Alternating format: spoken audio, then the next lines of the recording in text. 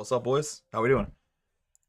All right, before we jump in to playing Pokemon tonight, I want to make my stream schedule for like the next 10 days.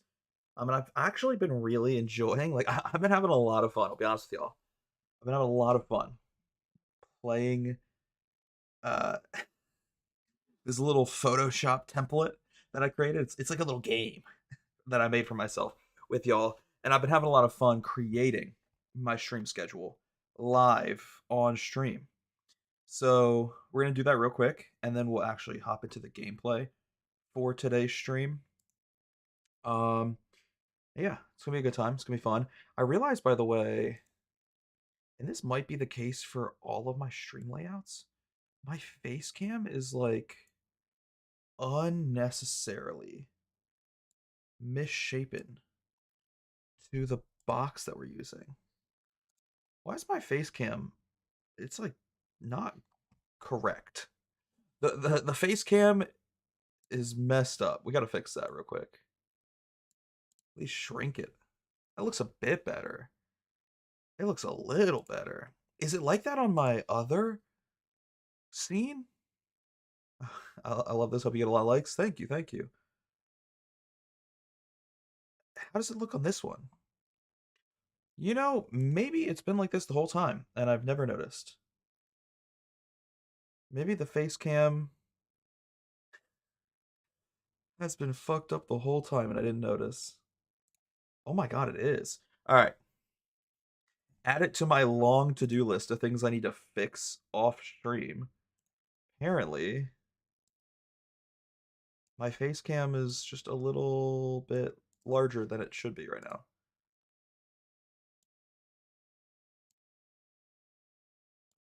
Okay.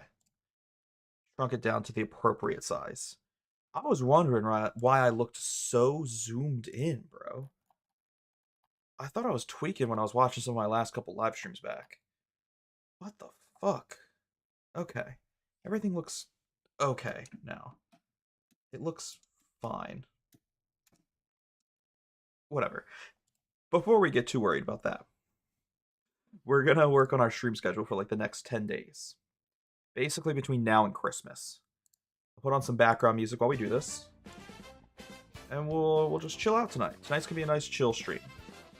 So ideally, here's what I'm thinking. I think we can fit 4 streams between today and Christmas. Today, tomorrow, then I work literally every day until Christmas. I don't work Christmas Day, but I think one of the days I work, I'll try to stream after work. Usually it's a little tough. I'm usually a little, I don't know, just exhausted and I have no energy after work. But I feel like I gotta, you know? Like, if I don't stream for 6 days straight between tomorrow and Christmas, that's fucked. And I would feel bad. So, let's start scheduling this. You too? Yeah, brother. You know it. Alright, so today is Wednesday. That's just how you spell it, alright? Alright, I'm just saying it how you spell it. December 17th.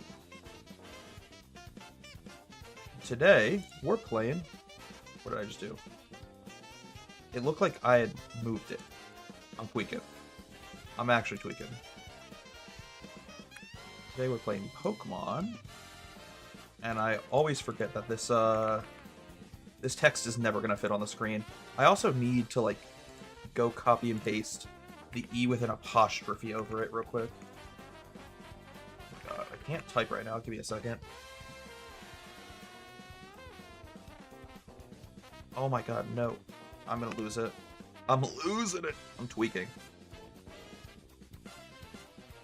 I'm very heartbroken today because I saw this report online that Firefox is becoming a predominantly AI search engine.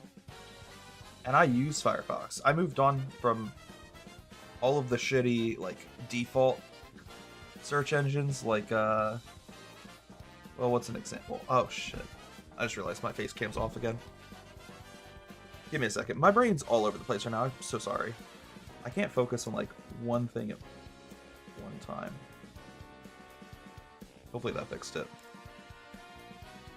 Watch, I probably messed it up on my shiny hunting stream, didn't I? Probably. Is it fucked up? I gotta, like, look. I gotta, like, zoom in. I can't tell. It's, like, right. It's teetering on the edge.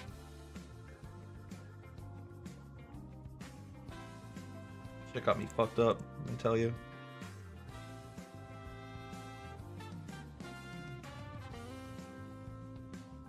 Okay, that's way too much. You know, it wouldn't be one of my live streams if I didn't have to fix something during the stream. I'm just constantly playing tech support for myself. Anyways, what was I even talking about, bro? Sorry. I can't speak in a straight line today. Oh, yeah. So I saw online today a ton of people talking about how Microsoft or Mozilla Firefox, I forget who owns it now. It might be owned by Microsoft now. Regardless, Firefox is now becoming a predominantly AI company, which is so frustrating for me to see as someone who literally like swore by Firefox these past couple years. Like, I had literally been a simp for Firefox, I'll admit it, because I always told people it was better than like the default options like Explorer, Edge, Chrome. And it was, but like if they're heading the direction of just making their search engine predominantly AI, I'm gonna respectfully uninstall. Not even respectfully, I'm gonna disrespectfully uninstall. So like, yeah, it's a shame. I need to find a new search engine. And I feel like there's just not many good options out there nowadays. I really don't know. I'll have to do some research. Anyways, today we're shiny hunting. Whatever day I decide to stream after work, we're going to be shiny hunting, because that's a very easy, short stream. Something I can do after work without feeling like I want to blow my brains out, you know? And therefore, both of those streams are going to fall into the PM category. And they'll both be live streams that only last like 2 to 4 hours. Surprise, surprise. Tonight's streams only last 2 to 4 hours. Maybe less if we find the shiny. That'd be so cool. I think I work Christmas Day. I'm definitely on call that day. See, I honestly would have been okay working Christmas Day because it would have been so easy. I wouldn't have had to do anything. But at the same time, maybe it's good I didn't get scheduled because then I can be with my wife. Whatever, dude. Tomorrow, I think we play some Stardew Valley. I want to keep working towards completing the corn-only challenge. And honestly, I feel like we're making very good pace. The only thing that's stopping us from beating the game with corn only are some of the few, like, luck-based items that we need to get from the traveling cart. And there's exploits we can do to get around that. We've already discussed it. Like, if we never get the items we need to beat the game from the traveling cart, because really and truly, at the rate things are going, at the pace we're already beating the game, the last couple items we need to complete the community center are going to be things we can only get from the traveling cart, and the traveling cart's inventory is random. And there's a hypothetical world where I never get the items because they never show up in the inventory of the traveling cart. If that happens, we can always just like literally name one of our farm animals the item code for apricot or cauliflower, and that's how we get the item. Like, worst case, we can kind of use exploits to get an apricot or a cauliflower if we aren't able to find it via the traveling cart's random inventory. So, we'll see.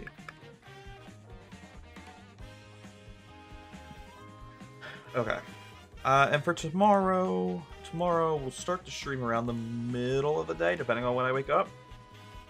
I mean, there's no way I sleep into the evening. I just don't know what time the stream will start exactly. Could be 12, could be 3. Depends on how long I sleep in. And that'll be for 4 to 6 hours. Now, Christmas evening. How do we want to title this stream? I don't even know. It's Thursday the 25th. Thursday, December 25th. I'm vibing to this Mario Kart music right now. You can use that website that tells you everything you're gonna get. Yeah, you're so right. Honestly, it depends. I don't know. I'm very torn about how I want to beat the game in Stardew with only corn, because at some point I'm gonna have to use exploits, because one of the community center bundles is gold star crops, and I can't even get gold star crops from the traveling cart or from farm animals anyway. So like, either way I'm kind of screwed.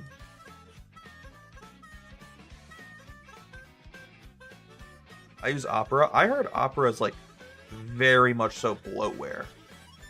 I don't know. I mean, to be fair, this was like a year ago when I was trying to find a better option than Chrome. And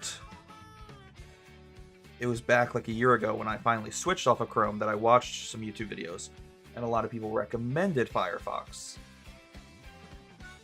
And they did not recommend Opera. They said it was kind of bloatware. So I've been trying to stay away from Opera high-key. But the choices are Ramhog, Ramhog 2, and now AI Slot. Basically, that's basically what internet browsers feel like nowadays. It's like, do you want your CPU usage to be at 90%, or do you want to just see AI Slot with every search?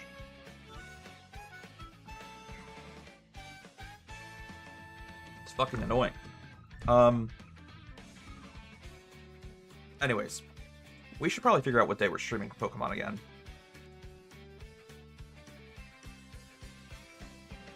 We could do Sunday the 21st.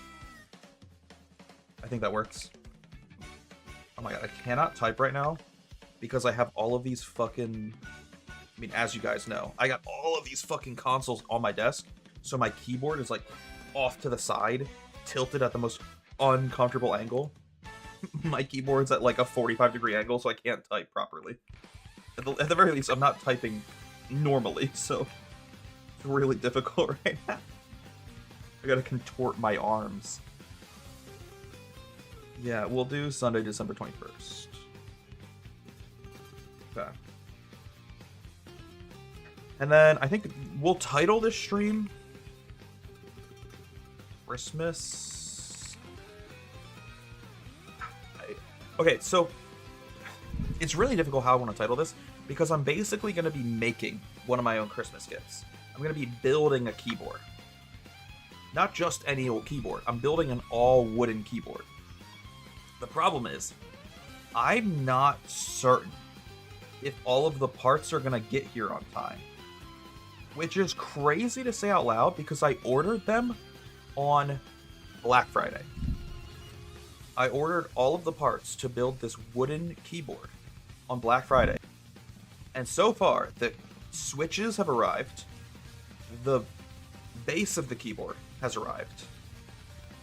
But the keycaps, the things I kind of need in order to type, they are still currently sitting in Carteret, New Jersey.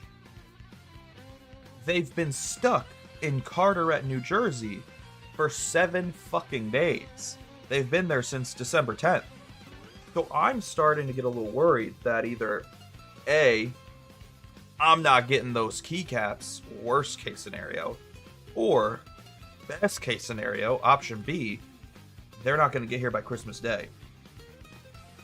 So, like, I want to title this stream, like, Christmas Gifts, or, like, Christmas Present. Making a Christmas present, or something like that. But I don't even know if I'll be able to if the keycaps don't get here by the 25th. Which, again, I'm so mad about it. I'm so frustrated because I ordered them on Black Friday. I thought they would for sure be here by Christmas. Whatever. My fault for wanting a deal, you know? My bad for wanting to save some money. But we could just call this Christmas live stream. just to be safe. Just to be safe, in the event that my keycaps don't get here and I'm unable to build that keyboard on stream, which is my plan as of right now, we'll call it a Christmas live stream. And I realize I don't have a picture of Christmas to use, so let's download one real quick. Christmas tree icon. Sure, that looks fine. I don't actually want a PNG though. Crazy thought. I can do a PNG. Who cares? Save image as... No. PNG file. Can we save that to my stream schedule folder under game icons? Christmas tree.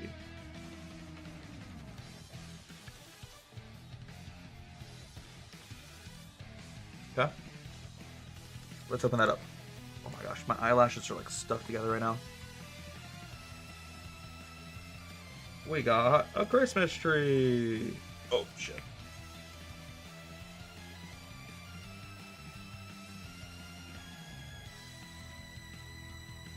Okay. If I get rid of that. Oh, there we go. That's beautiful. All we had to do was get rid of the background. Nice. Look how pretty. It's a nice little Christmas tree. I like the simple kind of clip art designs. Sometimes you'll download clip art, like that royalty-free cartoon like graphics, and it just looks like shit. It looks like it was made by a child, but like this is simple, clean. It looks pretty. How long are we streaming on Christmas? Probably only a couple hours. Maybe even an hour. Like, I might not even stream 2 hours because I want to spend time with my wife. But if all of the parts to my keyboard get here on time and I'm able to build the keyboard, which is what I really want to do, hoping we can do that, it would probably take me just under 2 hours to put that keyboard together. So we'll shoot for 2 hours. There's a chance the Christmas stream might be less. Though there isn't an option for less, so we had to select 2 to 4 anyways. Doesn't matter. This will be our schedule between today and Christmas.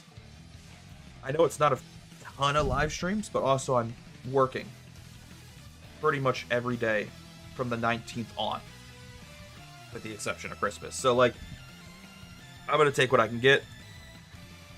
That's about as much as I can do. 23-minute stream, yeah. We're gonna do a 23... We'll do a 12-minute stream for the 12 days of Christmas. I actually keep my keyboard taped to the bottom of my desk to type. Okay. You have it taped and inverted, and you've memorized, just off feel alone, how to type upside down. This is how I imagine you. You're like a hacker from every like crime show. You're like the stereotypical hacker. The literal archetype that's never correct. I'm breaking into the mainframe! Anyways, cool. Let me save... Close out of these images real quick. Let me save this as a JPEG image. This is our schedule for... What the fuck did you just do? Don't make a shortcut of that. Fuck off. Oh my god, it won't let me move this window. You're gonna piss me the fuck right off. Holy shit, it's actually making me mad. It wouldn't, like, I don't know if you guys saw, but it would, like, move the window two inches and then stop. And then move the window 2 inches and then stop. Never again. That, like... That... You know how people talk about being overstimulated? That made me understimulated. I want to move something, and it will not let me. I'm being underwhelmed to a point where I'm pissed. Anyways. This is our stream schedule for 12/17/2025. Save. And then before I switch over to playing Pokemon, I'm just going to quickly post this on Discord. Normally I post it on like Discord, Twitch, Twitter, YouTube, Steam. I do post my stream schedules on Steam. I'm like one of the only people I know that uses Steam genuinely as a social media because I find it to be fun. I actually really find it to be fun. I love Steam. But I don't want to waste y'all's time. I do want to get into the shiny hunt, so we're just going to post the schedule on Discord after the live stream today. I'll post it everywhere else. Cool. We got our stream schedule up on Discord. I should have maybe looked over it one more time, double-checked it. Wait. Let me double-check this real quick. Wednesday, December 17th, PM, Pokemon. Thursday, December 18th, midday, Stardew Valley. Sunday, December 21st, Pokemon. Thursday, December 25th, Christmas. Okay, that's good. Cool.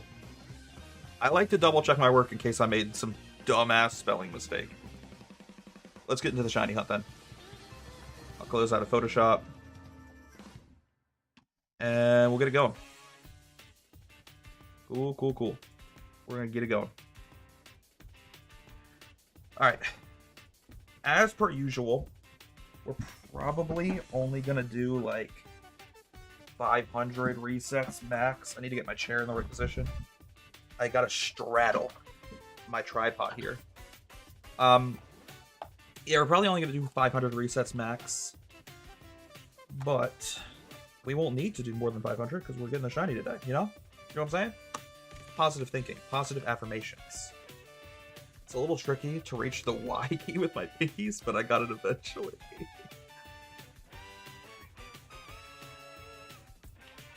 That's funny. Alright. Like I said, positive affirmations. I'm so positive we're getting the shiny today. I believe we're going to get it right here, right now. First reset of the day.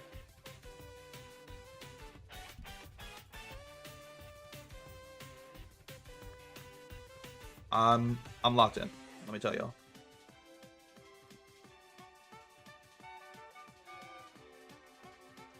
Well, we didn't get it. So I'm probably got it in the stream. Fucking crying myself to sleep. God damn it. Oh, you know what I didn't do?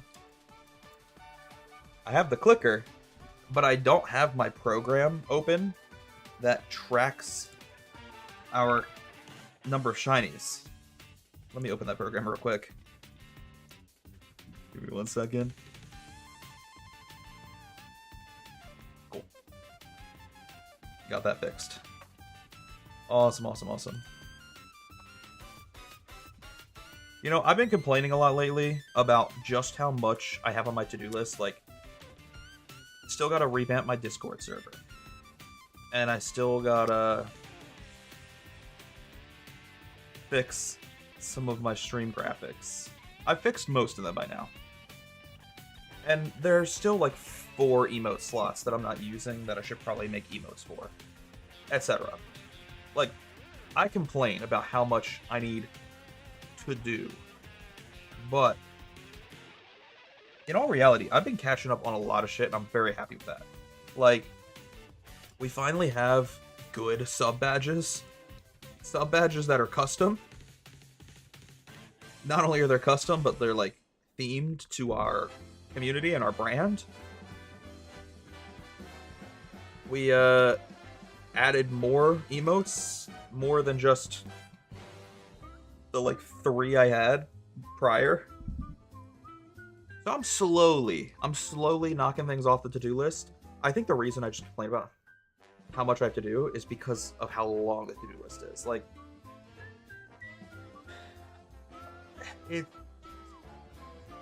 it's my own fault because I have pushed so much stuff off, and I've also been so busy. Like, this past month has quite literally been the busy season at my job, and therefore trying to catch up on anything that I want to do in my personal life is near impossible.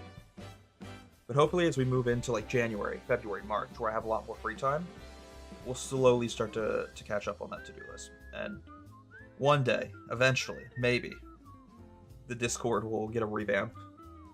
Discord will look a lot prettier. I'm calling it on the 12th reset. So that's this one, actually. Wait, that's this right here.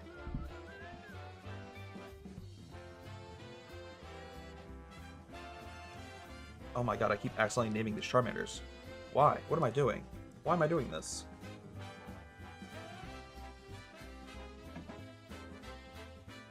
Yeah, okay, so we're getting the shiny right now. I believe you. I've never believed so much in my life. Okay. Don't mind me. Sorry. Just fixing something. On my third monitor. Okay. Charmander right here. I would love to go to bed. Oh, so unlucky.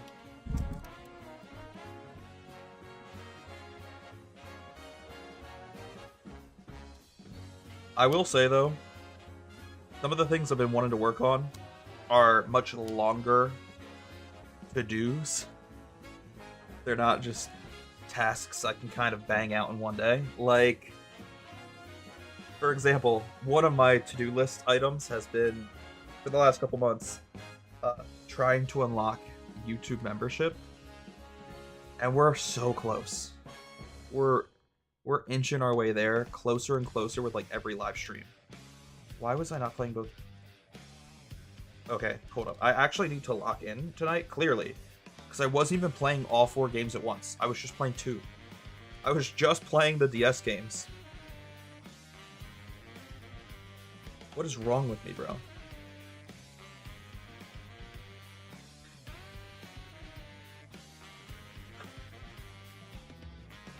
I feel like I'm going insane, and we're only 12 resets in now, 16. How are you? I'm doing alright, Drac. Just entering a state of psychosis is all. Don't mind me. Just going slightly psychotic. How are you? How you been, my brother? You know, if we get the shiny right now, we could go play, like, another game. We could play 3 games in one live stream, basically. We could play Warframe after this, if we get the shiny. This stream could be Pokemon, Warframe, and Photoshop. My 3 favorite video games.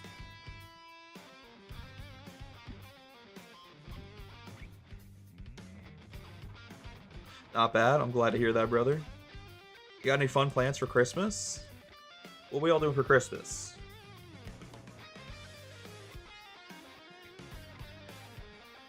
I got fun plans, and that's going to be live streaming. I think this is actually the first time I've ever live streamed on Christmas. This is kind of exciting. This is the first time I've ever planned a live stream for Christmas Day. I'm kind of hyped. Hopefully it'll be fun, chill, festive. I'm looking forward to it. I think it'll be even more fun if all of the things I ordered arrive on time before Christmas Day, and we can actually build my Christmas present on stream. But if they don't arrive in the mail in time, I'm gonna be a little sad. It won't ruin the stream, you know, we'll just go play a video game instead. But I'm really hoping we can build my own Christmas present. The present I bought for myself live on camera. I think that'll be fun.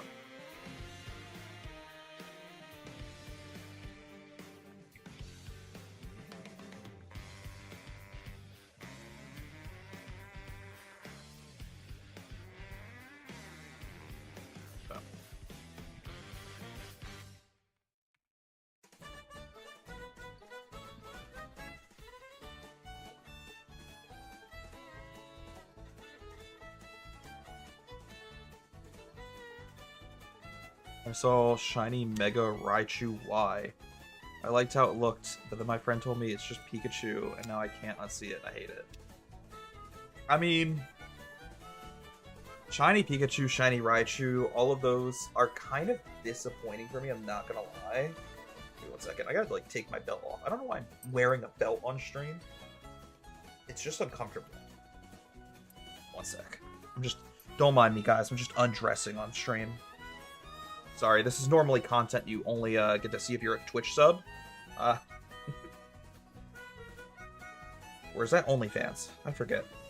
No, I was wearing a belt because I went out today. I did like a lot today. I got a haircut. I went to Walmart to buy a white elephant present for someone at work. I went and got groceries with my wife. I also had to go pick up my prescription. I went and did like a ton of stuff today. I went on a ton of different errands. And it made me feel accomplished, you know? Made me feel like I was getting a lot done. But it also annoyed me because I felt like I was wasting my day. Like, instead of being home, live streaming, and doing what I wanted to do, I had to go out and run to 7 different stores. Or at least 7 different businesses. Because I don't think I can count my haircut as a store. Or at least I wouldn't call the barbershop a store. You know? I don't think that counts.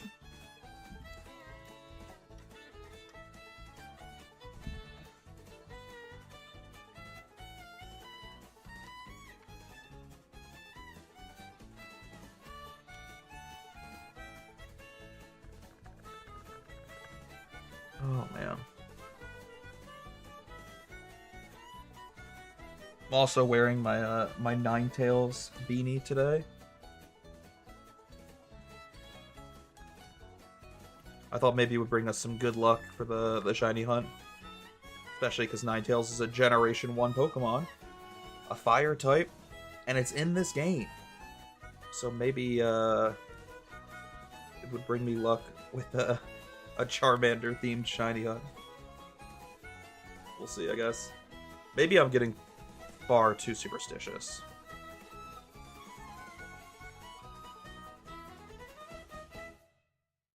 I probably am. I'm a very superstitious person, though. I can admit that.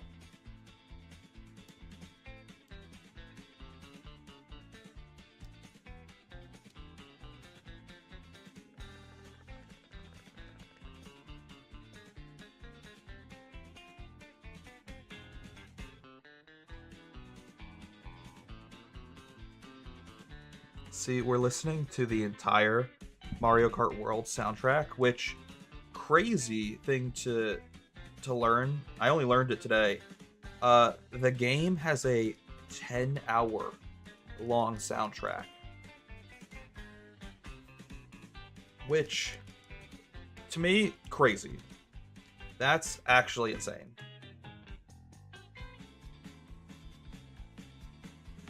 But a lot of it are just like very little of the soundtrack's actually original. Most of the soundtrack is just like remixes and remasters of already existing Mario Kart and Mario songs. Just a lot of different music from the Mario universe. So I guess in that way it's really easy to make the soundtrack 10 hours. But it's still really cool how much content is in the soundtrack of this game alone. I don't like talking very highly about Mario Kart World, because I have a love-hate relationship with the game. I don't think it's worth $80, nor do I think it's the best Mario Kart game out there. I don't even think it's the best racing game of this year. I think that is Sonic Racing Cross Worlds. Sonic Racing Cross Worlds is one of the best racing games I've ever played. I think it's the second best racing game, just behind Mario Kart 8 Deluxe. But like, I don't know, man. Mario Kart World just disappoints me. And therefore, I try not to give it too much praise. I don't want to, boost its ego. However, the soundtrack is dope. I will give it that. The soundtrack is dope.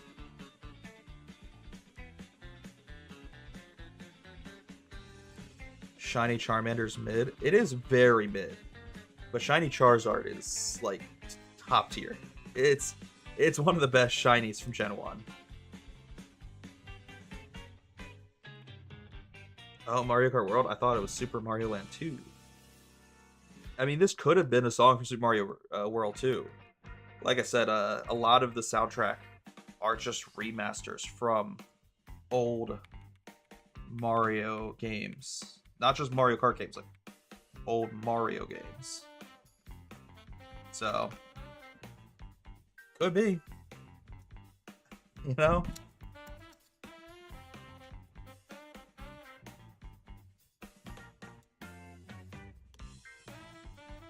But yeah, I don't know, man. I have such a love-hate relationship with Mario Kart World. The same way I have a love-hate relationship with most of the games they've put out on the Switch 2 so far. Like, nothing they've released on Switch 2 yet has blown me away. I haven't fallen in love with a Switch 2 game yet. Donkey Kong Bonanza's maybe the closest game where I can say I fell in love with it, but even then I can't call it perfect. You know, I can't call it like my soulmate. I can't admit that I fell in love with it the way you would a high school sweetheart, because Pauline's the most annoying fucking character to ever exist in a Nintendo game. Like, I hate her. I hate her so much. She makes me so angry I'm stuttering. So I don't know. Again, a lot of the Switch 2's lineup just leaves me conflicted. I just remembered I'm excited for the gift I got Lexi. What did you get Lexi? I'm intrigued.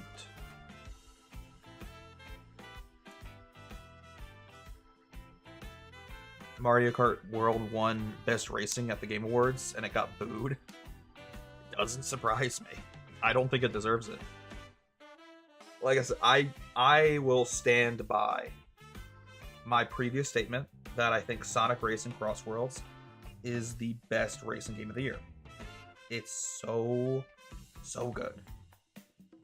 And it's such a cool idea. The concept of the Cross Worlds, I love. And I also love that you can turn it on and off when playing with friends, which is so much fun.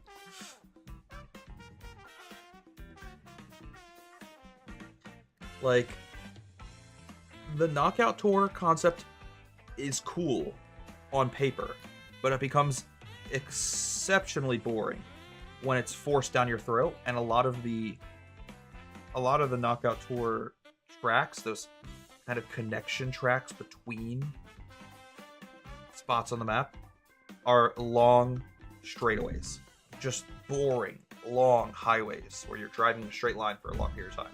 Like, I don't know, man. I would just get so bored playing online in Mario Kart World, or playing Knockout Tour in Mario Kart World, even playing Grand Prix in Mario Kart World, because, like, just all of the connections between tracks in the open world were not fun to play. The Cross Worlds in Sonic Racing, very fun to play. Very, very fun to play. I would say it's the opposite effect of Mario Kart World. Like, Mario Kart World's connecting tracks is cool on paper, but terrible in concept. Because the way they connect all the tracks in the open world are just long, boring hallways. Or highways, sorry. Again, it's a cool idea on paper, terrible in execution. Sonic Racing Cross World's the opposite. It's a terrible idea on paper, like, hey, we're gonna have portals that connect all the tracks. It sounds like something a crackhead would come up with during a wet dream. But it works so well in execution.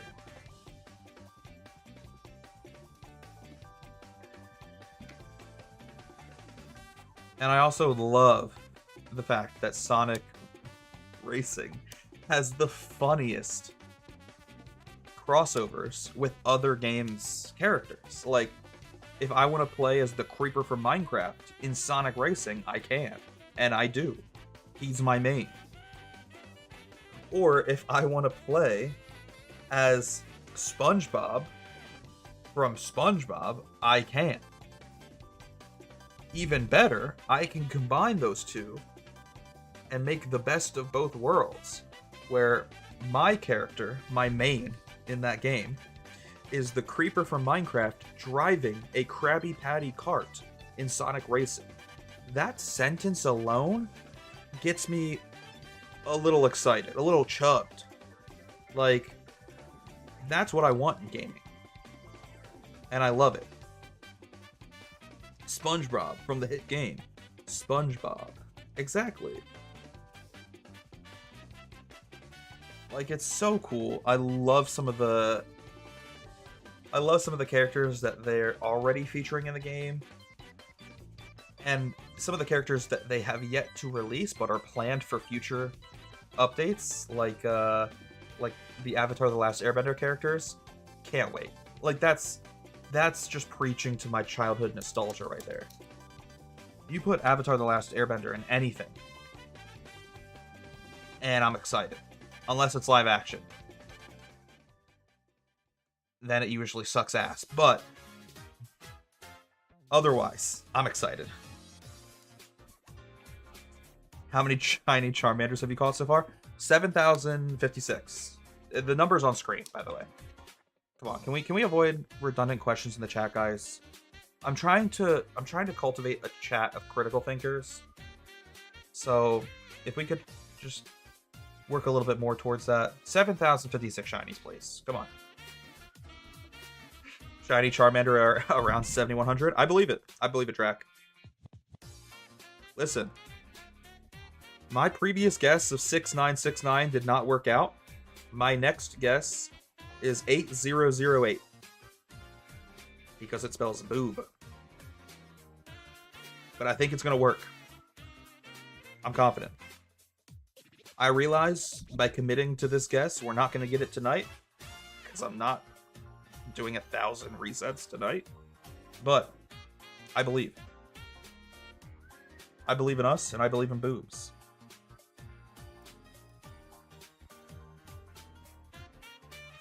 Tonight's your last night to pick up Hogwarts Legacy for free through Epic. Maybe I will. You know, it's free. And who am I to pass up a free game?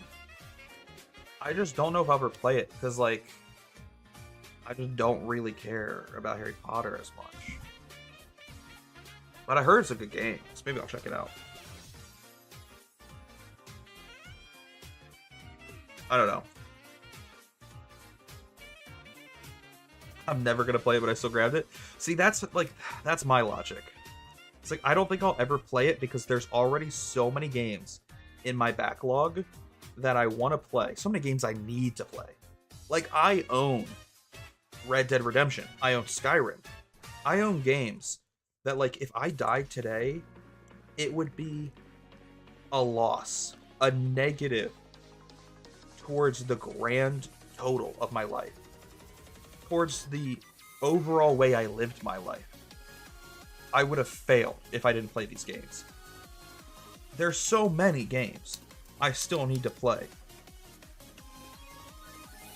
throughout the rest of my life. It's almost overwhelming. And therefore, on that long, long laundry list of games that I need to play, I have it prioritized from top to bottom, and Hogwarts Legacy's not going to be anywhere near the top. But again, it's free, and I can't pass up a free game.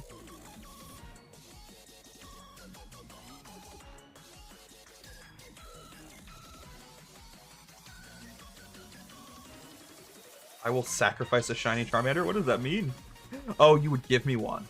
See, honestly, if we could do online trading in this game, I would take you up on that offer because I'm getting very impatient. I'll admit that. I know, right? I got it. Just keep adding it to my backlog. Yeah, it's just gonna get added to mine as well, brother. But having a large backlog isn't a bad thing. If you live to retire, your funds will then be limited, so having a large backlog will help entertain you on a budget. I guess that's true. You're thinking for the long game, and I like that. My thing is, like, and maybe I fear that I'm not going to do everything I want to do in my life. Like, maybe I worry too much about not living life to the fullest, or, like, you know, who knows? I could fucking die in my sleep tonight. Sorry, that's so fucking sad. I don't know why I said that out loud. But, like, if I did, the moment I get to the pearly gates, I wouldn't be thinking, like, dang, I should have told my mom I love her more. No, I'd be thinking to myself, I never played Red Dead 2. Fuck. Like, oh, damn. I've owned Skyrim for 10 years and I have 0 hours. Like, immediate existential crisis.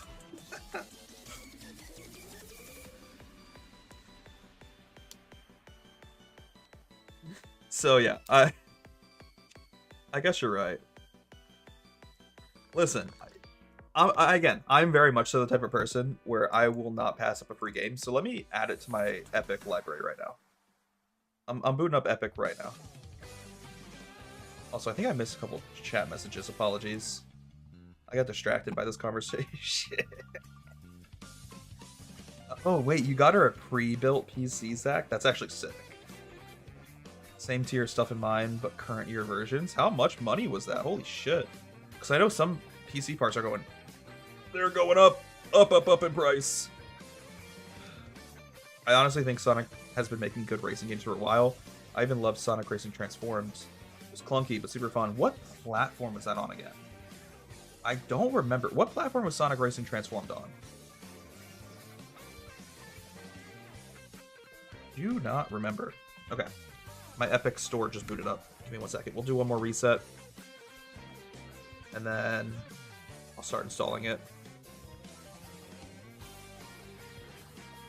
I'm driving 2 hours to Micro Center to save $300 on RAM. Jesus Christ. I don't blame you, though. Only 1,000 because it was built before RAM went sky high. Not bad, not bad. See, dude, I'm so torn. I don't know what I want to do. Thankfully, I have, like, 2 years to decide, but I need to get another PC by 2027. And I say thankfully I have 2 years. But that might actually be a bad thing, because who knows if 2 years from now, prices just are worse. But, like, I don't know, bro. Like, I need a second PC. Because this one that I have right now is starting to get too old, where it can no longer run modern, like, AAA, super high graphic games. Like, it can run them, but it has to be on the lowest settings. And I want to get a new PC for streaming, like, actual PC games, and then I would turn this PC into a stream PC. Does that make sense? Like, I would have a new PC for playing games, high-end games, and then this PC would just become a stream PC. But with how expensive things are getting, I don't know if I'd ever be able to afford a new PC. Like, I genuinely don't think I would be able to afford a PC that is modern and really good. And thankfully, like, my PC's still kicking it. It's still holding strong with its fucking 1060 graphics card. But, like, I don't know, man. I worry that it's eventually gonna be too old and outdated to continue playing the games that I want to play. You know? I fear we're gonna get to that point soon. Anyways. Let me quickly purchase Hogwarts Legacy for free.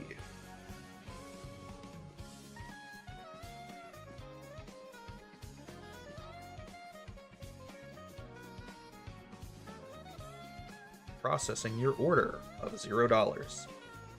Thank you, Epic Games. Cool. Alright. It's been added to my library. Thank you for the reminder, by the way, Hollow Man.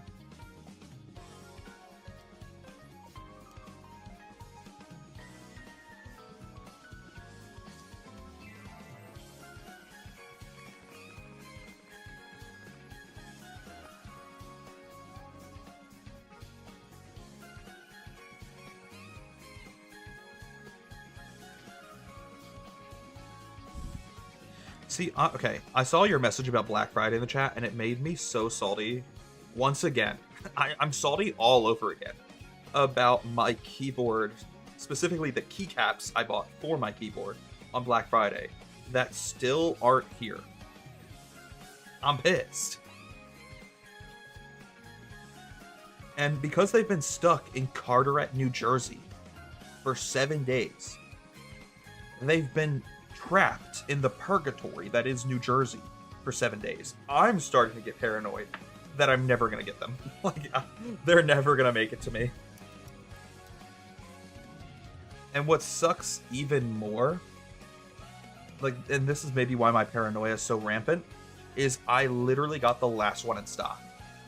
I got the last set of wooden keycaps they had in stock. So if it did somehow get lost in shipping, or some fucking troll that lives in Carteret, New Jersey decided to eat my wooden keycaps like cereal for breakfast, then I don't have the option to buy them again. Nor does the company I bought them from have the option to send me another set, because I ordered the last one in stock. Like, fuck me. Please, I'm praying. I'm begging. These keycaps make it to my house.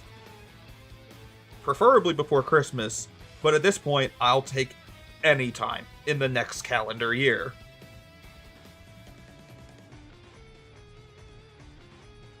Oh my god.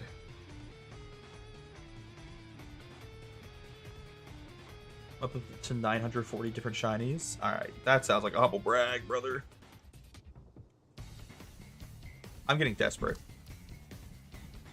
We're not even at maximum odds yet, and I'm already getting impatient. Listen. Remember how I said I wanted to beat every Pokemon generation with shinies only? I'm still planning on doing that at some point in my life. It's like a bucket list item in my gaming career. But this might be the last time we do it this legitimately. I'm not going to cheat, I should clarify. But like, there's a way we can get around doing it this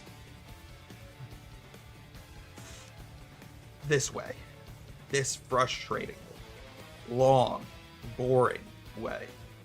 For example, what I was gonna play next in this challenge, the next game I planned for this challenge, not necessarily the next Pokemon game we're gonna play, but the next Pokemon game that we would do with shinies only, would be Heart Gold and Soul Silver, the Johto games. And one way we could speed that up so we don't fall into this very boring rabbit hole of just playing over and over again, just turning games on and off again, talking to Professor Oak over and over again, just to get a shiny starter. Because I think that's what's frustrating me so much, is like, I can't even start the game until we get a shiny starter. I just want to play the game, but I can't. One way we can get around that is by getting a shiny from a different playthrough and sending it over to the game. You know what I mean? Like, I've talked about that before. It's a little cheap, you know? It's a little cheap, but it's not cheating, nor is it even an exploit. We're just trading a shiny we have from one game over to another game and using it to beat that game with shinies only. For example, eventually, I want to beat Pokemon Black and White 2 with shinies only. But the shiny odds in those games are so fucking bad that to do it from scratch would be really difficult, and it would take so much time. However, what we could do is play a normal playthrough of Black and White 2, and throughout the normal playthrough, you can find a couple shinies. And then we restart the game and just play the game with those shinies. You know what I mean? Like, that way we don't have to be stuck in reset hell. We're not stuck in the opening cutscene over and over and over again like we are right now with this playthrough. And we can't start the game until we get a shiny starter. I think that's what's bumming me out so much. I think that's why I'm getting so impatient, is because I can't start the game until I get the shiny Charmander. But if we, for some of these future challenges, like when we play the Johto region with shinies only, or the Unova region with shinies only, we could catch some shinies ahead of time before we start the challenge, trade them to the game. That way we don't have to wait for a shiny starter in order to do the challenge. You know? We can start playing the game without having to talk to the professor thousands of times. And that would maybe make me less impatient and less bored. And I don't think that's cheating, because we technically caught the shinies without cheating, without exploiting. We just caught them ahead of time. It's almost like pre-gaming. You know, it's like tailgating a football game. You know? It's like when you pre-game a funeral. Just down a couple shots before you say goodbye to Grandpappy. It's the same as shiny hunting. Grandpappy dying is just like finding a Charmander that looks slightly different in color. The same way his body looks just a little bit off with all of the embalming fluid. Sorry. I'm sorry. Okay. Anyways, we're almost at 100 resets for the stream. Fuck. How's everyone doing tonight? I'm so happy to be here with all of my friends. I'll eat your keycaps. Okay, well, never mind. I thought we were friends. Now people are threatening to eat my keycaps like they're from New Jersey. We've got a couple of New Jerseyans in the chat, I see. Some men of culture. That culture being shootouts in Camden. Being stuck in New Jersey is a fate worse than death. GG keycaps.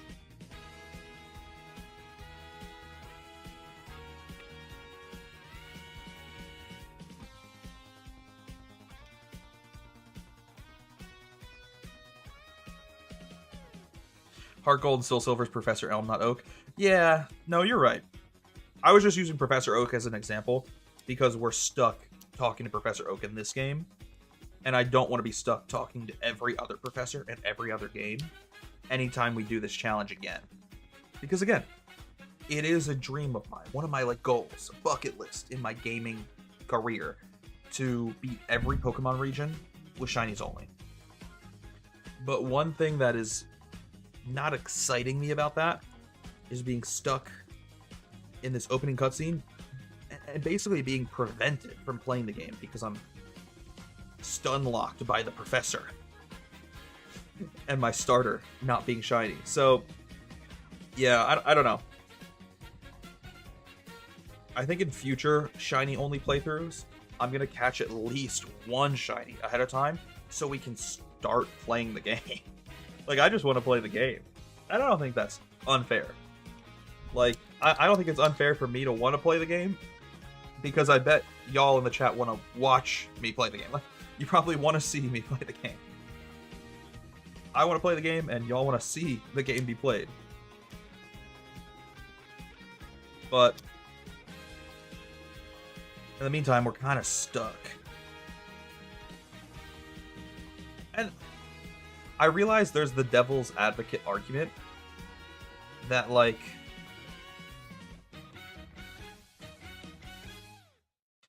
there is the devil's advocate argument that, well, you'd have to shiny hunt later anyways. True. Once we get the shiny Charmander, we still got to shiny hunt at least 2 or 3 more times. But at least those shiny hunts would happen in the game. After we had already started playing, we're in the story, we have content at that point. I think it's less boring. I don't know. Maybe I'm just impatient. But also I do think the thing that's making me the most impatient is the fact that we can't play the game yet. Because I just don't play. I don't mind shiny hunting at the arcade corner or outside of Lavender Town. But shiny hunting in Professor Oak's laboratory is my nightmare. It feels like purgatory.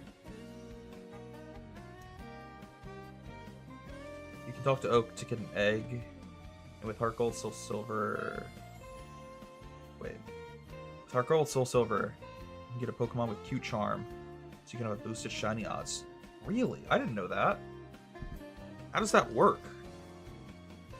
It's also known as the Cute Charm glitch. I don't think I've ever heard of this before. Maybe. If I've heard of this before, I do not remember it.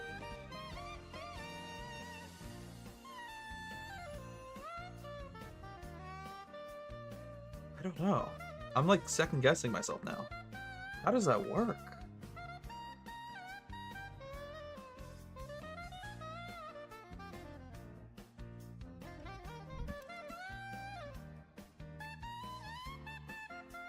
No, not to get too distracted from the shiny hunt that we're doing. But I was talking about my keycaps, and I just want to read to you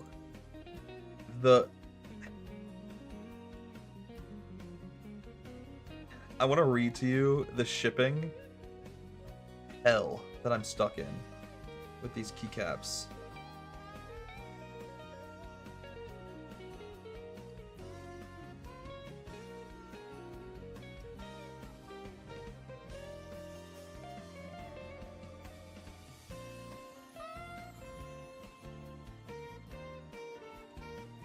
Okay.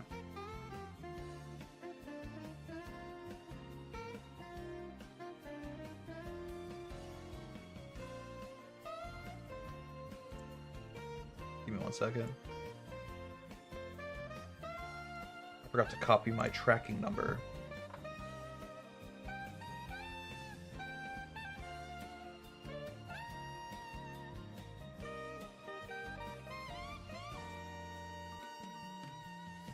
Okay, that's so unhelpful, actually. Okay.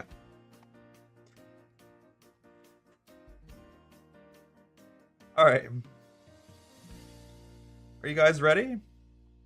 Here is the history of my shipping information. On 11/30, November 30th, parcel information received. On December 1st, shipment received in Beijing. No, December 1st, shipment arrived at facility and measured in Beijing. December 4th, department from facility to service provider in Nanchang, China. On December 5th, handover to airline and departure from original airport. On December 7th, arrival to the destination airport. And then December 8th, JFK Customs Clearance agent received the shipment in destination country. December 9th, in transit, progressing through delivery network. December 10th, hub facility accepted, Carteret, New Jersey. It has stayed in Carteret, New Jersey ever since. It has been in Carteret, New Jersey since December fucking 10th. What is going on? What is going on? How did it take less time for it to get from China to the United States? But it's taken over a week for it to get from New Jersey to my home state of Pennsylvania, which for any of you geography buffs out there, you might remember in your training, in your studies. Those two states are connected. They touch each other. They play a little bit of 7 Minutes in Heaven. So how the fuck is it taking 7 days to get to New Jersey? Or from New Jersey to Pennsylvania? How the fuck has it been stuck in Carteret, New Jersey since December 10th? I'm pissed. I'm pissed. I'm pissed. Anyways, sorry. I've now ranted about this like 3 separate times on this live stream. But I'm pissed, so can you blame me? Anyways, back to the shiny hub.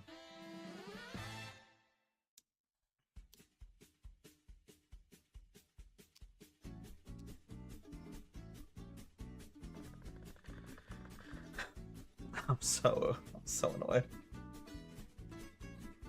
Someone in New Jersey is very happy typing on their keyboard right now. Yeah.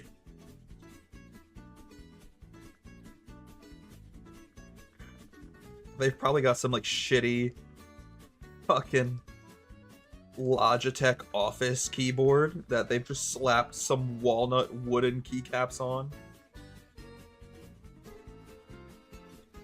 I'm so annoyed. I'm gonna have to go back into my fucking... I have to go to my backyard, chop down a walnut tree, and make these keycaps myself. If I want my dream keyboard. And you know, that's the thing. That's the thing that hurts me the most, is this is my dream keyboard. I've been saying it for years. That, like, my perfect keyboard would be all wooden. And I finally found all the parts to make it happen.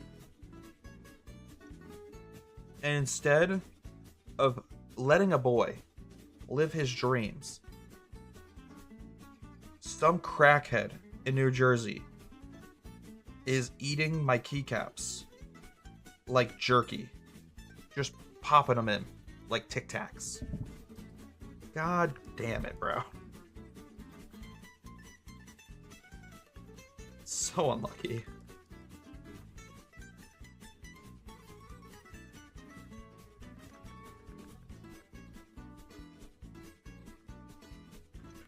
It's okay. Honestly, I have had some packages take a long time to get here before. And Shiny Charmander doesn't exist, I swear. 18,000 resets and I'm still waiting for it. Well, now you got me scared. I don't like that. That feels like bad energy that you've just tried to, like, place upon me. It feels like the shiny hunting version of the movie It Follows.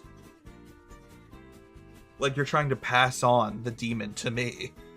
No, thank you. I don't appreciate that. Oh, 18,000 is crazy, though. Oh my god.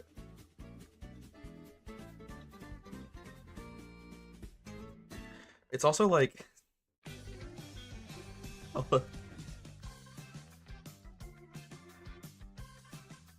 Good luck. Yeah, I guess I'm gonna need it.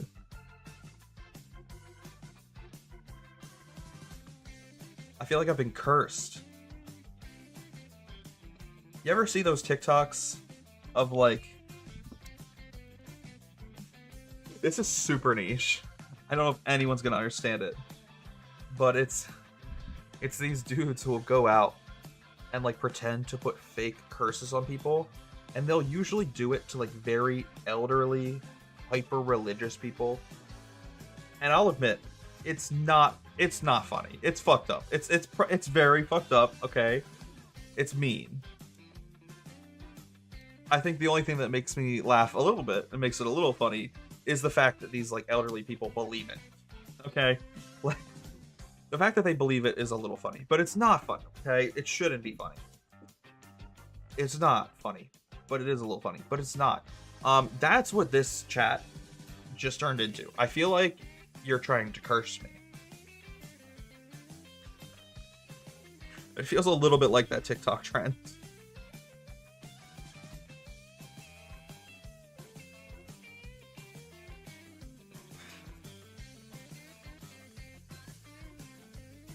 So, wait, what? I feel like we've talked about this in the chat before, and apologies that I forgot. But what system are you playing on again? And also, if you're playing on, like, physical hardware, how many are you playing on?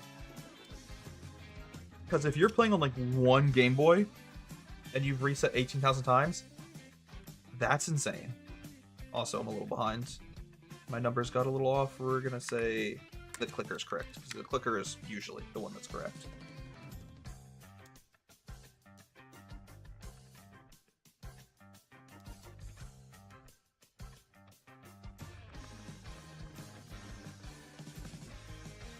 Oh, you okay? Okay.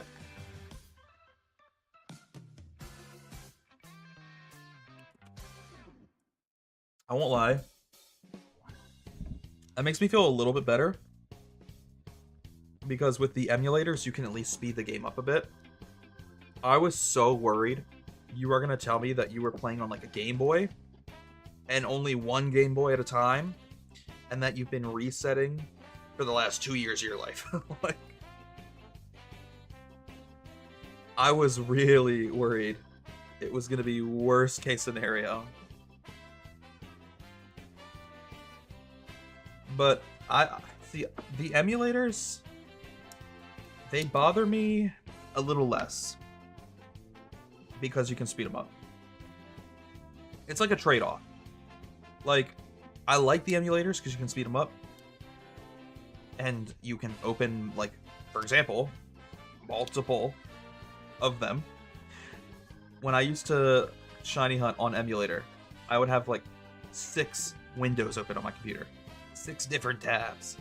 But at the same time, I don't love playing on emulator because I prefer having the shinies on my physical cartridges. So it is a trade-off. I don't know.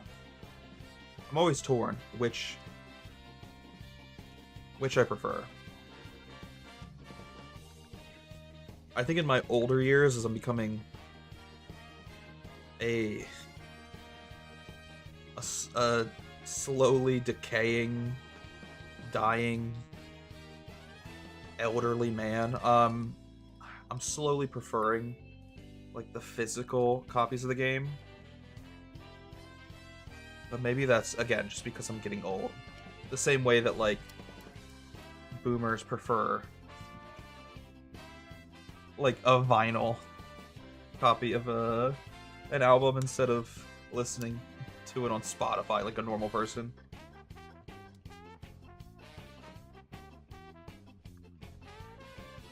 Though vinyls are kind of making a comeback. It's almost like annoying though, like vinyls are becoming gentrified. They're getting way too expensive. It's obnoxious. Like, vinyls are becoming like this hype beast type of merchandise.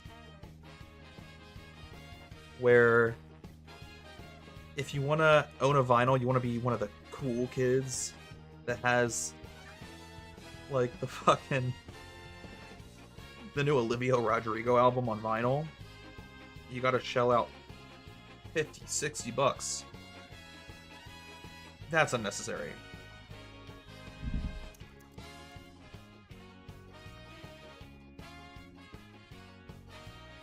I want my shiny starter so bad. Yeah, I was just making this rant earlier. Like, I'll admit, I was complaining a little. I'm not against complaining, okay? I am getting a little impatient. Because I just want to play the game already. Like, I'm getting desperate. I really, really want this shiny. Just so I can start playing the game. That's all I want.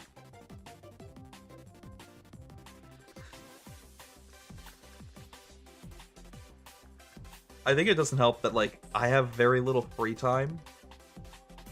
And I work a lot. So I started this challenge like 3 months ago?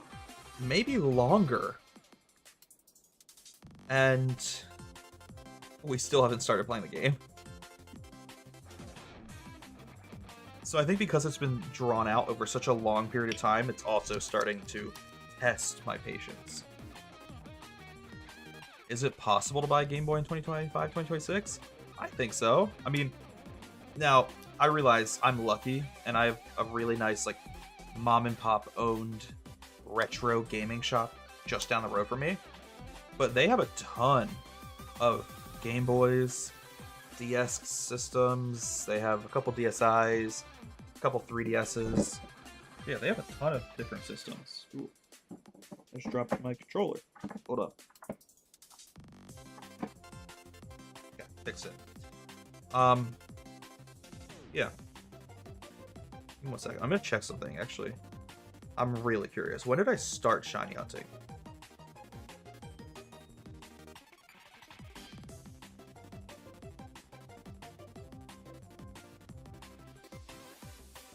My first...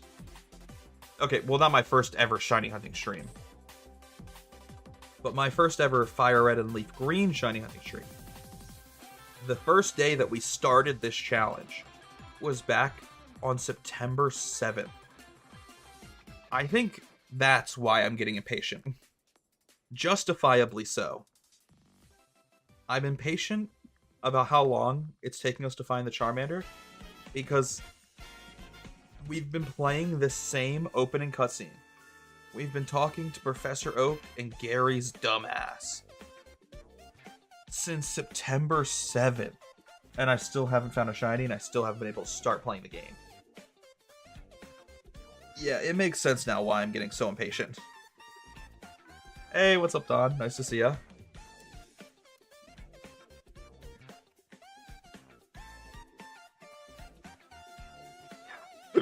Sorry. Oh my god, hiccups. Jesus Christ. Okay. And you know, obviously, I've been playing other games since September 7th. We've been playing Stardew Valley. We've been playing Pokemon Legends CA. I should specify. We've been playing some Mario Kart here and there, Sonic Racing, but like, that hurts. That almost hurts to admit, to say out loud. We've been live streaming this series, this challenge, for 4 months, and we have yet to even find our starter yet, and therefore we have yet to even begin playing the game yet. Oh lord. It hurts. It hurts my soul.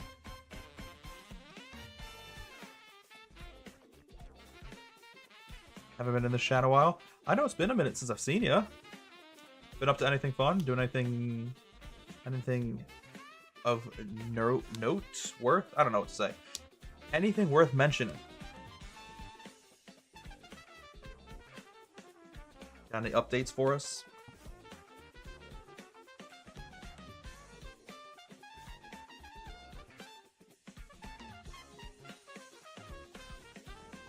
Oh, that's weird. Why did it do that? Sorry. I'm gonna refresh my chat. It glitched out there for a second. I've just been sleeping. Feel that, brother. If I'm not working, I'm sleeping. Okay. I think the chat's fixed.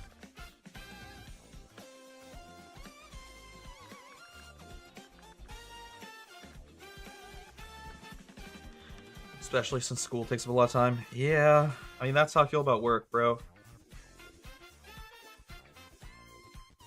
I've been trying to work OT lately, like pick up shifts, just to make some extra money,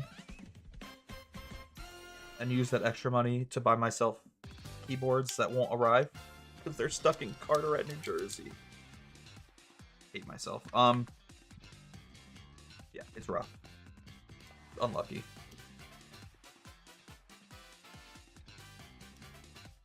I realized we've been kind of moving at a pretty slow pace tonight. I should probably pick it up. We might need to move a little bit faster. For Christmas, I'm getting Mario Kart Deluxe. And you know what? That's one of the best games of all time. I think that is the best racing game of all time. Especially if you get the DLC with it. So, like, go off, brother. I think you'll really enjoy it. That is a very, very good game.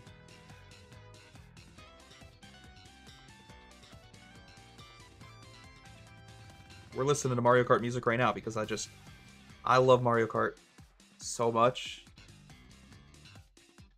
Hands down, one of my favorite series of all time.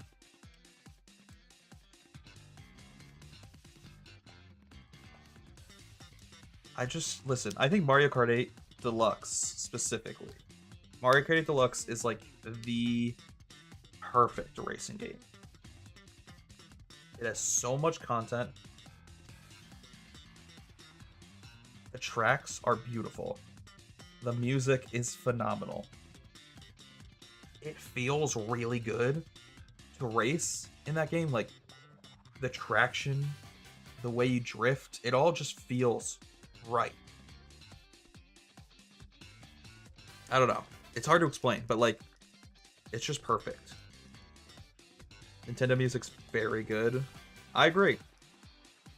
Listen, I try not to glaze Nintendo sometimes because they can be a very, very evil company, but their music is phenomenal.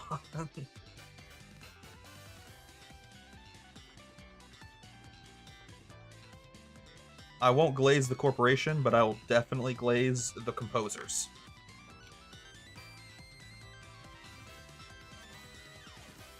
Why did Xbox raise their price 3 times this year? I don't know. Did they raise it 3 times? I only know of one time they raised the prices that I can think of off the top of my head. Really? Yeah, I don't know. I feel like Xbox is kind of fading out of the market.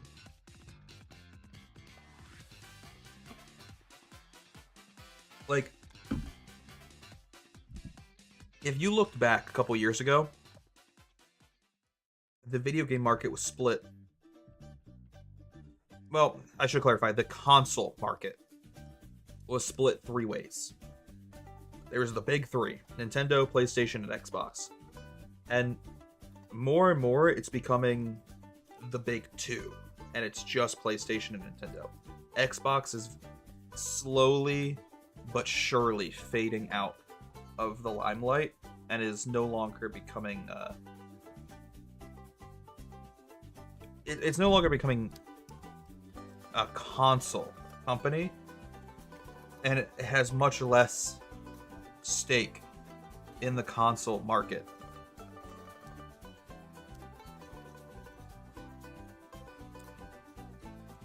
And I think they're almost doing that on purpose.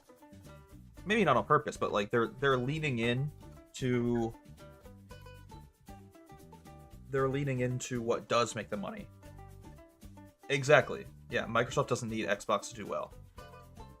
They're leaning into Game Pass and just games in general and less into consoles. So like, while it's a bummer because I think competition is good,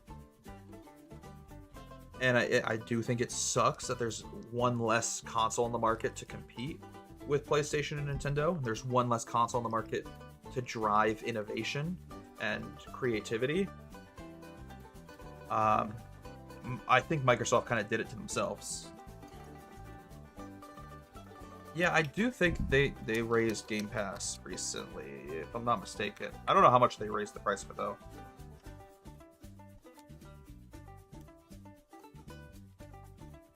I don't know. I've never had Game Pass. I don't think I'll ever get Game Pass, 'cause I like owning the games that I have personally.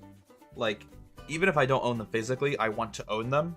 Like, as someone who's a big proponent of owning games physically, I am a bit of a hypocrite because my Steam account is chock full of digital games that I own, but at least I own them.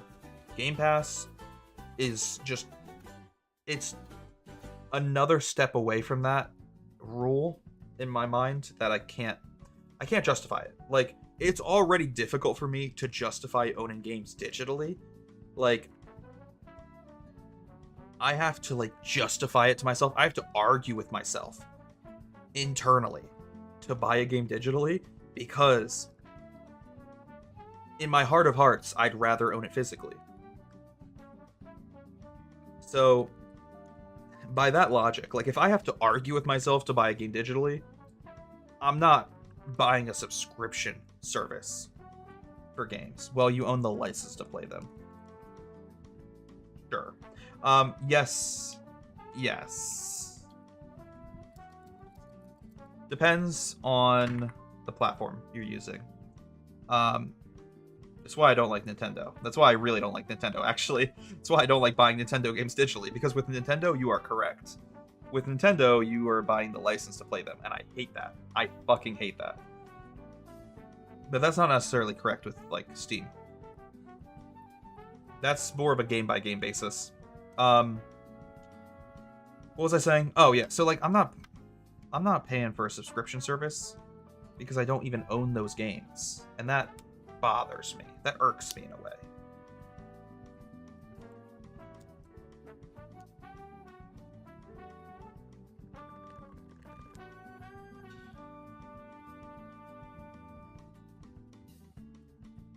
I think the sooner they tap out and everyone on Xbox swaps PlayStation, Nintendo will maybe start actually trying. Maybe.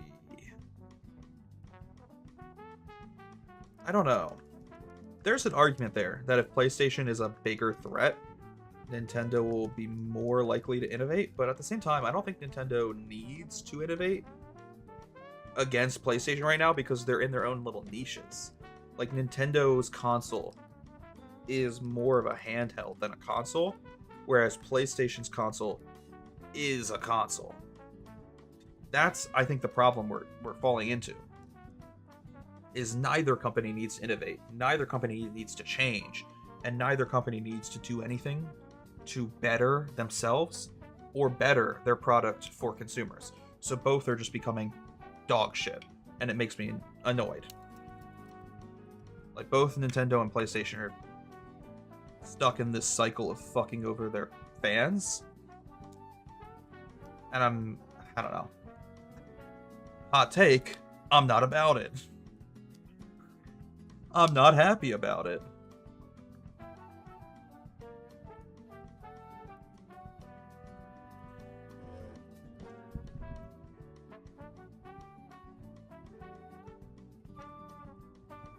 What other games should I get from Nintendo? Well, assuming you have a Switch, because you mentioned getting Mario Kart Deluxe, so I'm gonna go with the assumption you have a Switch. I don't know. It's tough. I'm gonna go with an underrated pick. I feel like a lot of people would just say the standard, like Breath of the Wild or Mario Odyssey. I feel like, and I'm gonna mess up the name of it because I haven't played it in so long. Kirby and the Forgotten Land. You should play Kirby and the Forgotten Land. That game is really good. It's not better than Breath of the Wild. It's not better than Mario Odyssey, but it's underrated. And if you ask anyone else, they're going to tell you Breath of the Wild anyways. Like, why would I be the 10th person to tell you play Breath of the Wild when I can be the one that tells you play Kirby and the Forgotten Land? That's a good game. That's a good game.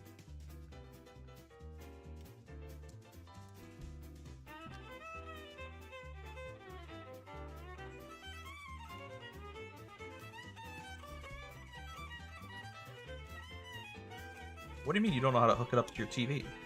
Like, you don't know how to hook up the Switch to your TV, or? Because that wouldn't just be about Mario. Oh, you just need the dock. Yeah, you just need the dock.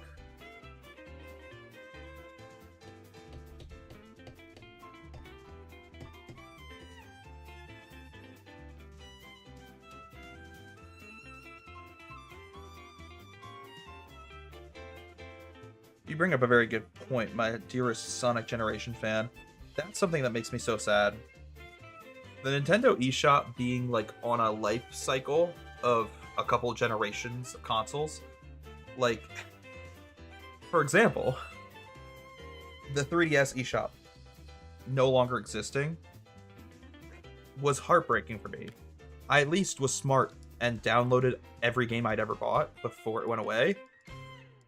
But like, it's such a shame that a ton of 3DS titles that had only ever existed on the eShop, they were basically shovelware for the 3DS. And because they only existed on the 3DS and never existed anywhere else, they're now just erased from gaming history. Unless, you know, someone's preserved them on their console, or they've been preserved as, you know, an emulated file somewhere, like a ROM. I can't really use my words very well right now. I'm a little tired, but you know what I mean. Like, it annoys me heavily that when Nintendo just decides, fuck it, we're getting rid of this eShop for this platform or this store for this console. Like, so many games just disappear. It's insane. What the fuck are we doing?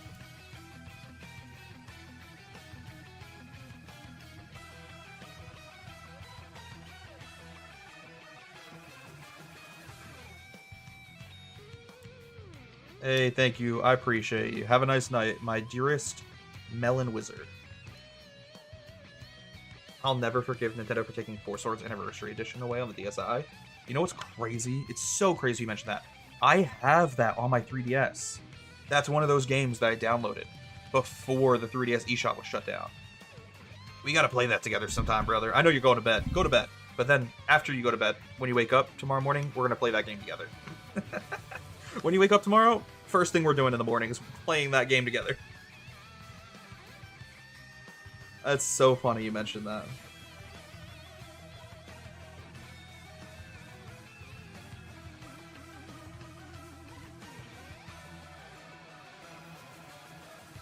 I hacked my 3DS in 2021, I think. I should... You know what I should do? I should hack the 3DS that I bought with the capture card. Maybe.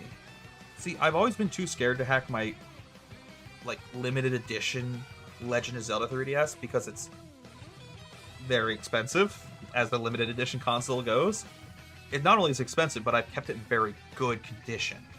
So, like, it's pretty, it looks pretty, it plays pretty, and it's a system I don't want to fuck with, you know? But I bought this purposefully scuffed, purposefully shitty 3DS so I can install a capture card to it. Maybe we hack that one instead.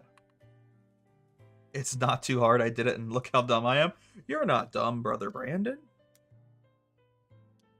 Listen, you at least know how to play a video game or two better than most. You know how to play Fortnite Ballistic better than 90% of people. And that's impressive. Well, that puts you above being dumb on the bell curve. Like, obviously a lot of the people that play that game are dumb, but you're still smarter than them. Like, here, I'll show you what I mean. We're gonna do a little pyrocynical Microsoft Paint moment. Did I say pyrocynical? I meant pirate software. I don't want to do a pyrocynical moment right now. I'm not really into fart porn. Sorry. I don't know why I made that joke. I actually do like pyrocynical, but it's not wrong. Anyways, so like when it comes to ballistic,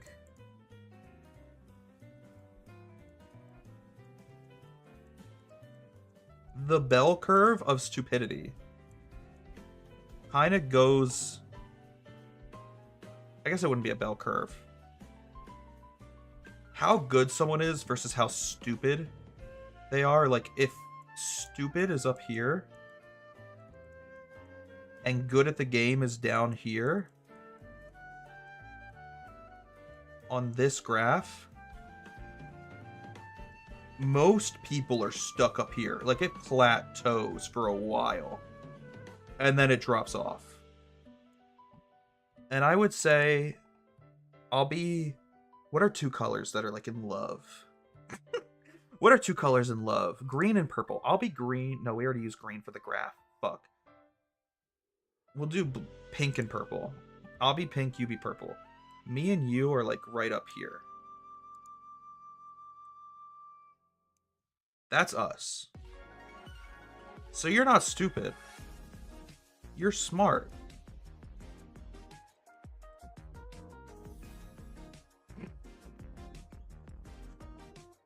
But most, I realize, the reason I made this funny little joke is because I realized when I told you that you're better than most ballistic players, that is not immediately a compliment.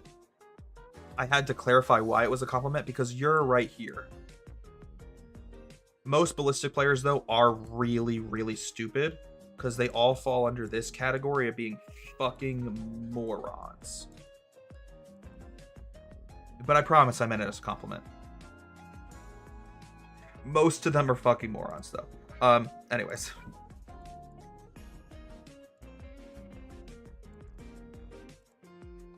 Anyways. Where was it? What are we up to? We're up to 7188.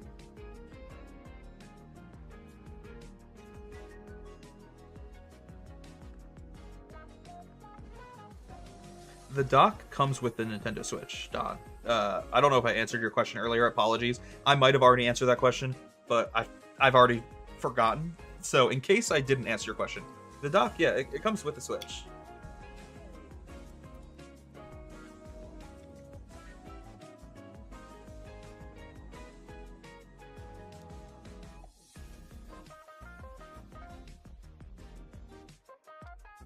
How do you hook it up? You just plug in the HDMI port to your TV, the AC adapter to an outlet, and if you want to plug in a USB port to a controller, you can do that too. But you really only need the HDMI and the AC adapter. That's it. Yeah, and then you put your Switch in the dock, and you can play on the TV with whatever HDMI port you plugged it into. So if you're an HDMI 1, just make sure your TV is on HDMI 1. If you're an HDMI 2, make sure your TV is on HDMI 2. And if you plugged it in to, like, I don't know, the AV out port, or if you get one of those Switch consoles with the three, like, AVI cords, the red, the blue, the yellow, like, just make sure you plug in all those colors accordingly. Sorry, the dumbass joke. That's an unk joke right there. Anyways, I keep getting distracted in tonight's live stream, and we are so slow. Like, we're almost at the 2-hour mark in this stream, and I've only done 196 resets. Granted, I did spend a hot, like, 30 minutes at the beginning of the stream editing our stream schedule in Photoshop, so we didn't actually start shiny hunting till, like, half an hour in. But, still, we're moving way too slow, so I need to pick up the pace. We gotta pick up the pace. I was about to say, when do they start giving those out?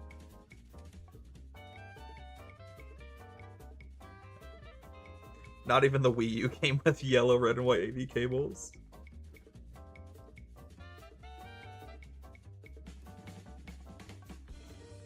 Is becoming a moderator still on the table? I don't really... I mean, we said this before. I don't really need any more moderators right now. Plus, you kind of have to be a VIP first before you become a moderator. And you said it yourself. You did kind of abandon me for a hot minute, you know? Sorry. I don't mean to guilt trip you.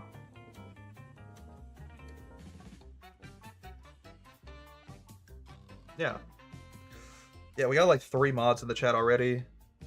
Though one of them did just leave. Like, Melon Wizard just left, so I guess I could get rid of his moderator status for the night and give it to someone else temporarily.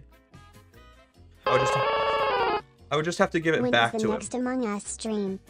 I'd have to give Melon Wizard his mod stat back by the morning.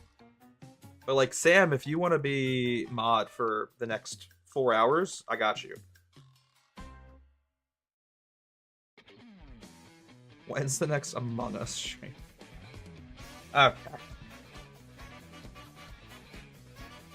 Listen, I actually would play Among Us again if we had enough people in the chat that would want to play it. Now, I'm talking like in the future, not right now. Jesus Christ. Unless we get the shiny right now. If we get the shiny right now, fuck it. I'll switch the stream to Among Us. If we get the shiny right now, the stream's becoming Among Us immediately. But I don't think I would ever play Among Us public lobbies again, because it was so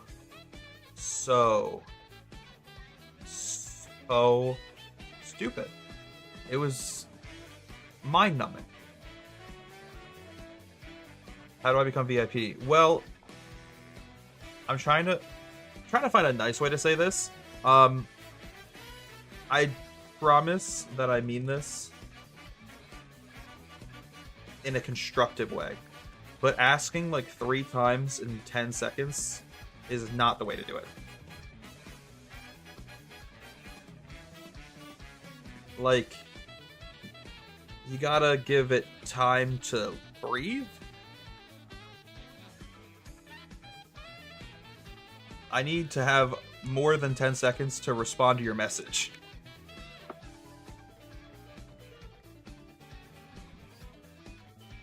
It's like, listen, and this is just a lesson for a lot of things in life. If you got a girl that you like, and you triple text her before she even responds, you're probably gonna lose some of your chances with her. Like, when I met my wife, I texted her, hey, you wanna go get dinner? This is serious, by the way, this isn't a joke. I messaged her like, you wanna go get dinner? And she said yes. But if I texted her in 10 seconds, do you wanna go get dinner? Do you wanna see me with my shirt off? Do you wanna go swim in the river behind my house naked? In 10 seconds, she probably was gonna block me. And then I wouldn't have ever gotten that first date. We would have never gone out to dinner. We would have never dated. We would have never got married. You know, we would have never got married. You gotta give it time to marinate, you know? Go on that first date, get dinner first, let it simmer, and then after a couple months, then you take your shirt off. A couple more months, then you go swim in the river behind your house. Naked. Sorry. I'll swim in the river with you, Caleb. Thank you. Thank you. It's half a joke, but it's also half serious. Like, actions speak louder than words. Often. And that's such a cringe fucking statement. I hate that little cliche. But it's true. The people who got mod in my chat are people that stuck around for a long, long time. And they oftentimes did not ask for it. They earned it. Because they didn't need to ask for it. I think that's the important thing, actually. That's the most important sentence in my answer. The people who got mod didn't have to ask for it because they earned it. Same with VIP. The people who got VIP didn't have to ask, they earned it. And it just happens over time. Like, the more you show up, and the more of a... I think the biggest thing as well is just being a helpful, positive, and active member of the chat. Like, bringing a good vibe to the chat. That's all I care about. Like, I can always rely on Brother Brandon being here as moral and physical support for me. And I love that. I love that. Now, it does help that I know him in person. He has an unfair advantage over most of you. Most of you can't come to my bedside at a moment's notice. But, you know, he just got a good spawn. He got a good spawn. Lucky spawn. Insider trading. Oh, shoot, I just nicknamed all of my Charmanders. Awkward.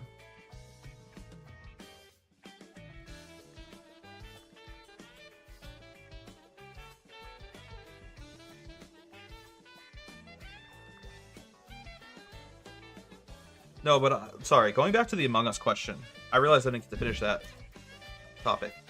I used to play Among Us public lobbies, and it was so insane trying to, like, convince a group of toddlers that I saw someone kill, they self-reported right next to me.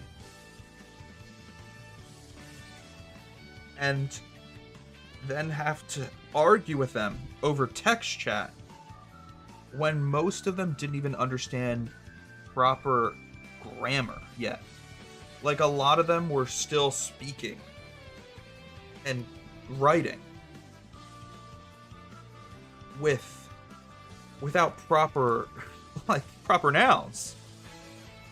Their sentence structure wasn't even complete. Orange sus. Yeah. Yeah.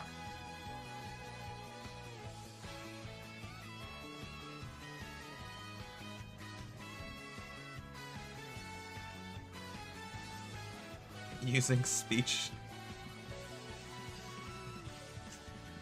text with no autocorrect.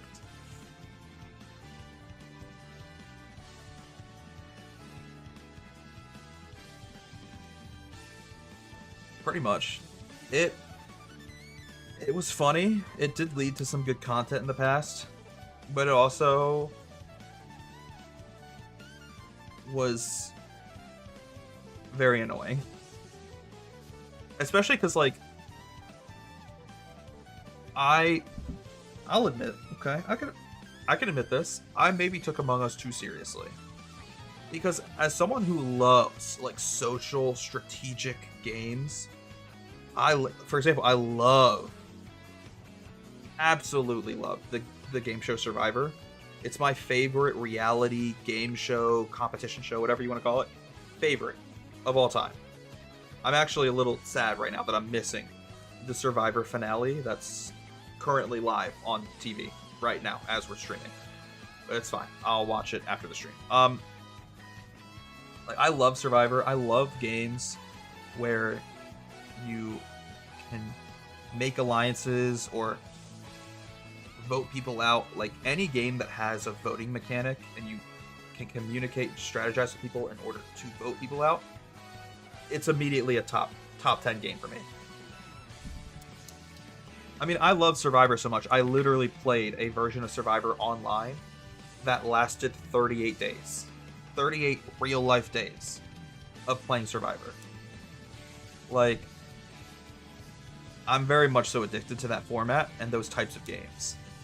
So, I took Among Us very seriously, and that's low-key why I hated public lobbies, because it was impossible to play seriously and strategically in public lobbies. Good luck. Mine took 1 year. Currently trying for Eevee. I'm assuming you're doing the Eevee at the back of Celadon City. In the mall? Or is it on the roof of the mall or in the mall? I always forget.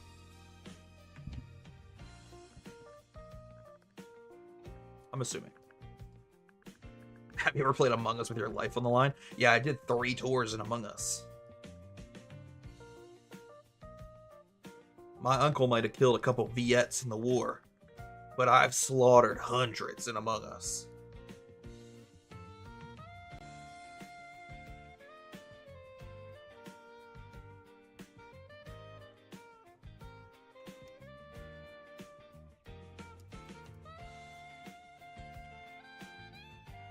Oh, man.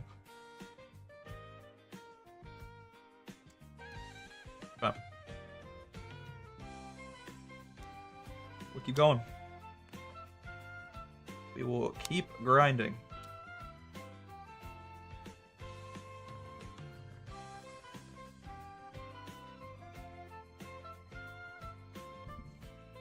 To this day, I don't trust lime green. See, I played as Crimson, or was it Burgundy? Whatever the dark red color was called was the color I played as.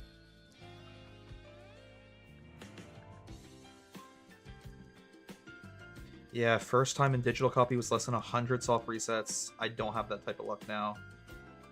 That's rough.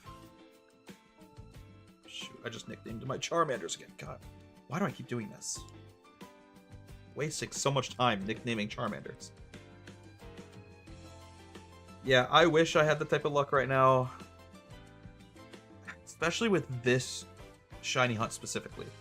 Of all the shiny hunts I'm going to do in this playthrough, this is the one I need the best luck on. Because it's the longest reset time. Like going through this opening cutscene and talking with Gary and Professor Oak and picking my starter, it just wastes so much. It takes so much time. Talking to Gary is a waste of time. But like comparing this shiny hunt to the next one I plan on doing in this game, which is Shiny Abra at the arcade corner, that's so quick. Because we can get like 50 plus Abra from the arcade corner every reset. Like, it's insane. You can just start buying them. Just buying them like they're gumballs out of a gumball machine. 1 Abra per quarter. You'll be rocking Charmander until the game corner? Not necessarily. That was my original plan, but we actually recently changed the plan. We're going to do something slightly different. So, my new plan is we're only going to be playing 3 copies of the game when we get to the arcade corner. Because I want to change my stream layout a little bit. I don't know. It's always been bothering me a little bit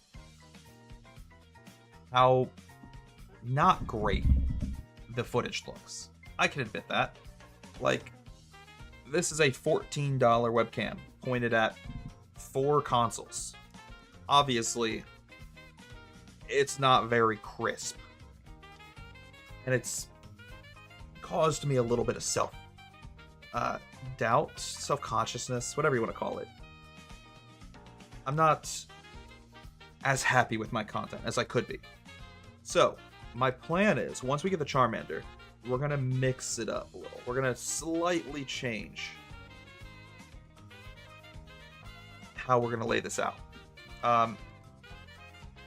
And what I'm going to do is I'm going to take one of these systems and connect it to my capture card. And that's actually always been the reason why I've used the camera instead of my capture card. It's been my excuse almost, is I only have 1 capture card, so I can't plug it into all 4. But I still think it would be better, actually, moving forward, if we plug the capture card into one of these and have the screen captured footage over to the side here. Just push it over to the side. And then we'll have 2 systems that will still be recorded with this camera. Problem is, I won't be able to play one system on a controller because I'll need like a controller for the capture card. So one hand will be on this controller, and then I'll have 1 hand left for the systems. I won't have a 3rd hand for the other systems. So that means we're going to be capped, basically maxed out at 3 systems. 1 for the controller, 2 for this hand. So these 2 are going to go away. And therefore, because I can only play 3 systems maximum, I'm going to play the 3 that we're not progressing in, if that makes sense. We're going to play the 3 that don't have the shiny Charmander, the 3 that we're not playing in the Let's Play. Again, I realize I'm repeating myself a lot. Hopefully it makes sense. And then we'll catch Shiny Abra on one of the 3 systems that doesn't have the shiny Charmander. We'll catch Shiny Dratini on one of the 3 systems that doesn't have the shiny Charmander. And we'll later trade the shiny Abra over to the system that does have the shiny Charmander. We'll trade shiny Dratini over to the system that has the shiny Charmander, and we're actually going to start playing the game with all of our shinies at once. We'll start the game with all the shinies instead of having to catch them periodically. Hopefully that made sense. Hopefully that explanation made sense. But the reason I'm not gonna play all 4 moving forward, and once we get to the Abra Shiny Hunt, I'm gonna stop playing 4 devices. It's because I think it would look better, and I think it would just be more engaging stream content, is if you guys actually had at least one game that you could watch that was screen captured with a capture card. Like, I want there to at least be one game that looks good. I don't care if we lose 2 consoles, as long as one game looks good. Because then who cares if these 2 look like shit? Who cares if we have a $14 webcam pointed at these 2 and they look like trash? Because we'll have at least one game that's screen capped with a capture card and it looks good. And I think that is justifiable. I would rather that. I'd rather play on 3 systems and have one of them look good than play on 4 systems and they all look bad. The only reason I haven't done that yet for Charmander is because with how long the shiny hunt is taking, I don't want to lose a console. I need every console I can get to find the shiny. Charmander's taken way too long, so I have to use 4 consoles for Charmander. I need every bit of efficiency as I can get. Anything that can speed the shiny hunt up, I'm gonna do. If I could grow a 3rd hand, I would, so we could add 2 more consoles and play 6 at once. Like, I'm getting so impatient with this Charmander, I wish I could grow a 3rd hand. Shit, I'm about to just start guilt-tripping my wife into helping me shiny hunt so we can play 8 consoles at once. I'll do 4, she'll do 4. Because, like, I'm getting so impatient waiting for this Charmander to show up. I'm begging for this shiny Charmander.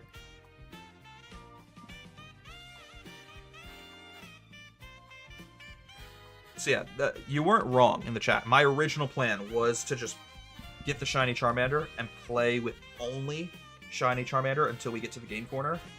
But now, the plan is get the shiny Charmander, hold on to him, put that game away in storage for a little bit, and play the other 3 games up until the game corner. And we'll use those 3 games to get Abra and Dratini at the game corner, and then trade those Abra, those Dratini, over to the game that has the shiny. I like the new idea better, honestly. It keeps the true playthrough pure. I agree. I honestly, I feel the same way. And also, I kind of like the fact that we'll be able to just play the game from start to finish without having to stop to shiny hunt. Like, once we get all the shinies we want, once we get all the shinies we need, we can just start playing the game, and we don't gotta stop. We can just kind of enjoy it like as if it was a normal playthrough. Except it isn't a normal playthrough, because we'll have a green Dragonite and a black Charizard. Like, it's dope. I'm so excited. It's gonna be so cool.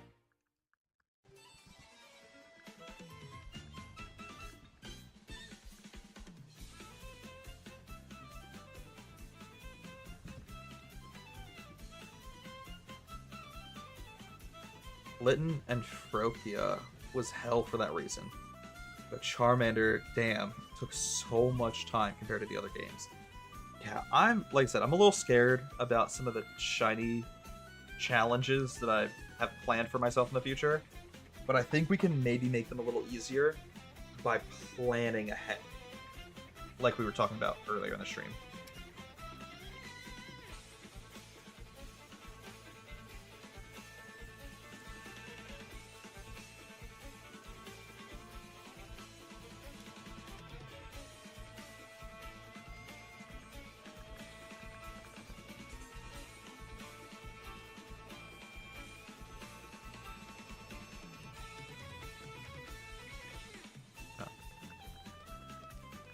It is kind of crazy how many different genres of music exist within the Mario Kart World soundtrack.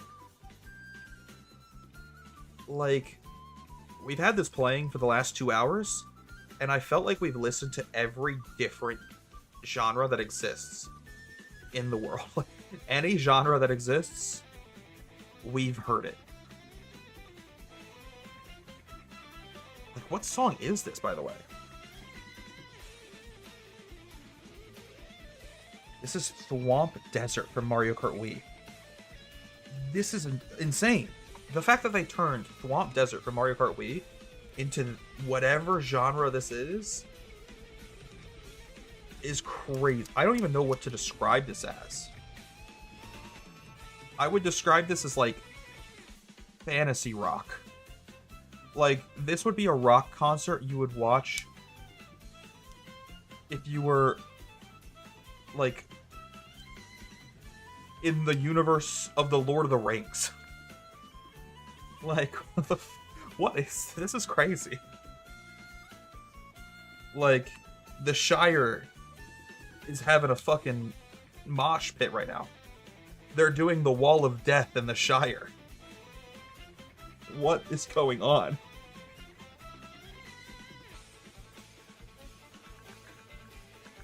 This is crazy.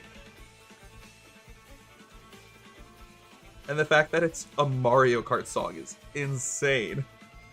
It's the cherry on top.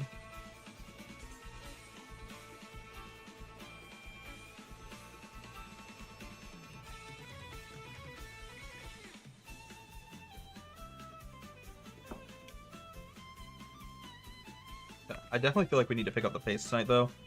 I've been moving really slow, and I know I've said that a couple times already.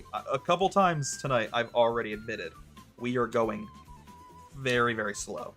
So I actually need to pick up the pace. The only problem is it's difficult for me to move quickly and, like, joke around with the chat, because sometimes I'll get distracted because I'm joking around with the chat. Like, I'll want to make a funny joke, but that funny joke comes at the expense of me taking my hands off of the games and, you know, using my hands as part of the joke. So, at the expense of me becoming a little bit more of a robot, a little less of a human with less human emotions, I'm going to try to speed up these resets and move a little bit more efficiently. We'll see. I'm just with the starters so I can play them chronologically. One old version like Fire Red, one new version like Let's Go Pikachu. Okay.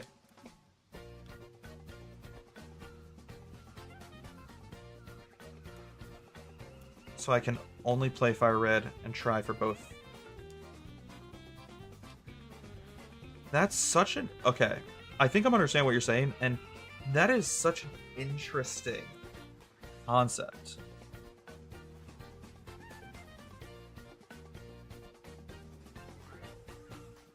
Huh.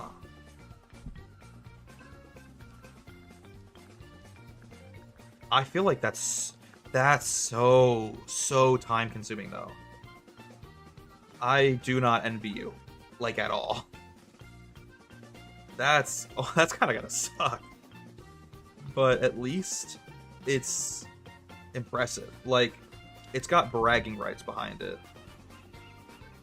It's the same reason I'm trying to justify to myself why this shiny challenge will be worth it in the end. Like, once I finally beat this game with shiny Pokemon only, I'll be able to have the bragging rights to say that I did it. And I did it on physical hardware, without, like, an emulator, without speeding the game up, without cheating. Like, sometimes those bragging rights are all you need.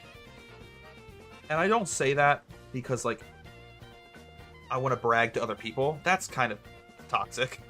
Like, I'm not trying to be egotistical about it. I'm not trying to, like, go to my friends and be like, I'm a better shiny hunter than you. No, that's insane. I just want the bragging rights, like, for myself. Like, internally. For myself. Like, I don't know. For me, that's all I need. That's all I want. It's kind of like a bucket list thing for my gaming career. It's a gaming bucket list item.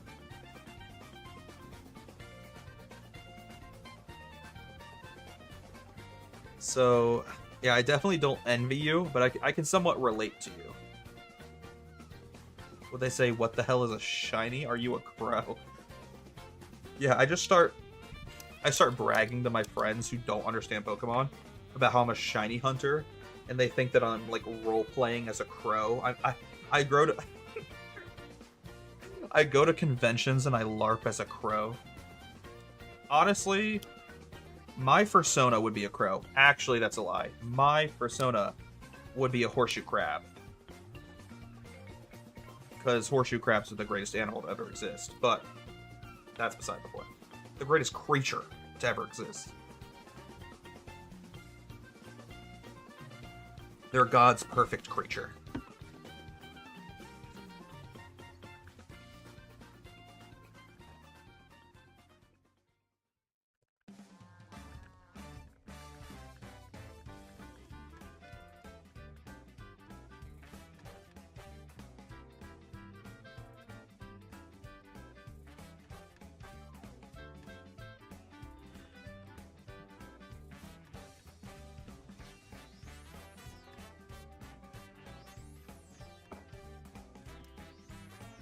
You know, I saw they released a new Minecraft Bedrock server today, and it was called, like, Mob Maze or something.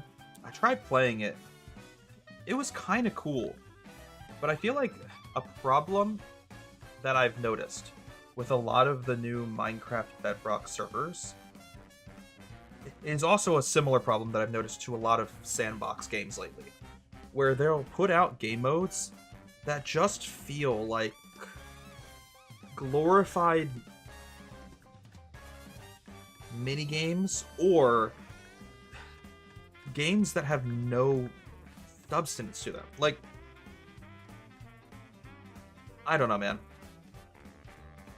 Maybe people will disagree with me about this, but I feel like a lot of games you'll see on Minecraft servers nowadays, or Fortnite custom worlds, or Roblox games you see, are mini games that are very repetitive. Like, one of the most popular games right now is Steal a Brain Rot.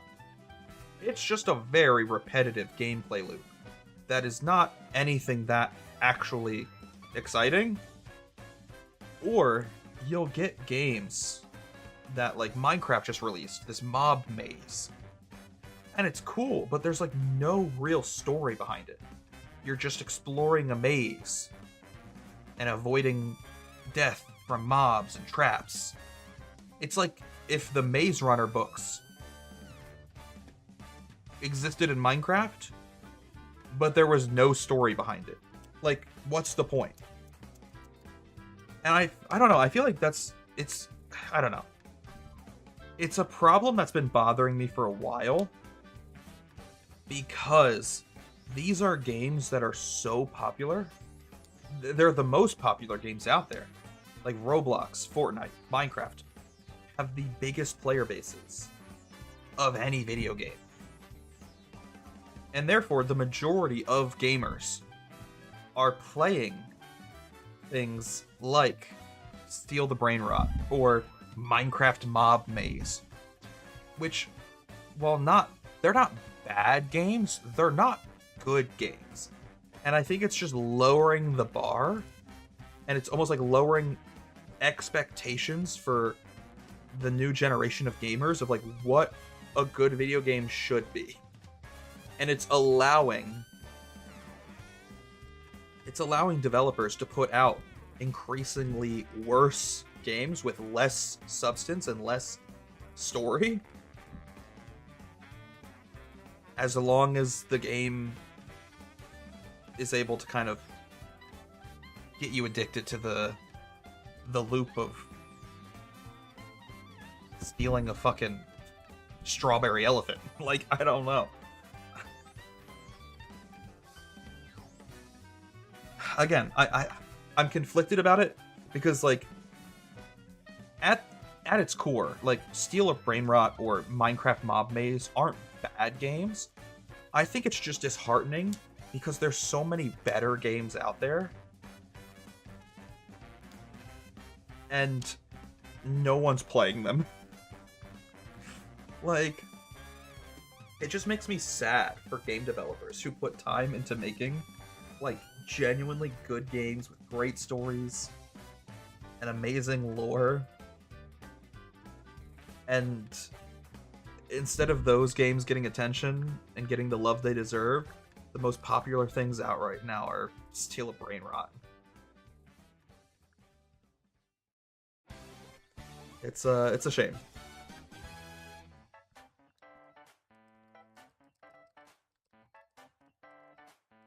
Come on, we need that little star. Shiny, shiny, shiny, shiny. That's the hype I needed, honestly. Oh, shoot. Steal a Brain Rot is not fun. I don't think it's still... Okay. It's... I wouldn't call it fun, but I don't think it's bad. Like, that's why I'm conflicted. Because I'm not trying to just, like, talk shit about, like... what is popular. You know, that's easy. It's easy to just go online and be like, haha, Steal a Brain Rot sucks. Like, Gen Alpha's stupid as fuck. Like, that's easy. But, like, I'm trying to at least have some nuance about it, because there is, like, there is some worth in the games that are coming out nowadays. Like, it's actually very fitting. He wrote Skibbity in the chat, because I do think, oddly enough, the Skibbity toilet, like, meme is one of the few Gen Alpha memes that I think is good, because it has a fuck ton of lore. It's like, it's insane how much story went into something that's so stupid on the surface, but behind the face value, if you like peer behind the curtain, it's got an insane amount of lore. It's impressive. So again, I try to give credit where credit is due. I don't try to just be the fucking, like, I don't know. I'm not trying to just be this 27-year-old dude that talks shit about everything that everyone who's younger than me likes. You know? Because that's not intelligent, nor is that original. Most people who are older online talk shit about everything that is younger than them anyways. So it wouldn't be original content, nor would it be true to how I actually feel. Like, there are things that are like Gen Alpha that I don't understand, but I can appreciate. But what I can't fully appreciate is how video games are almost becoming over simplified, and they're losing a lot of their soul. And I think sandbox games have a lot to do with that. Like, I don't know. I feel I not to be a hater, because I do love Minecraft. I do love Fortnite. But I think games like Minecraft, like Fortnite, and even Roblox are having a negative impact on games, because why would you go out and play a good racing game like Mario Kart or Sonic Racing when you can go play a shitty knockoff of those games in Roblox?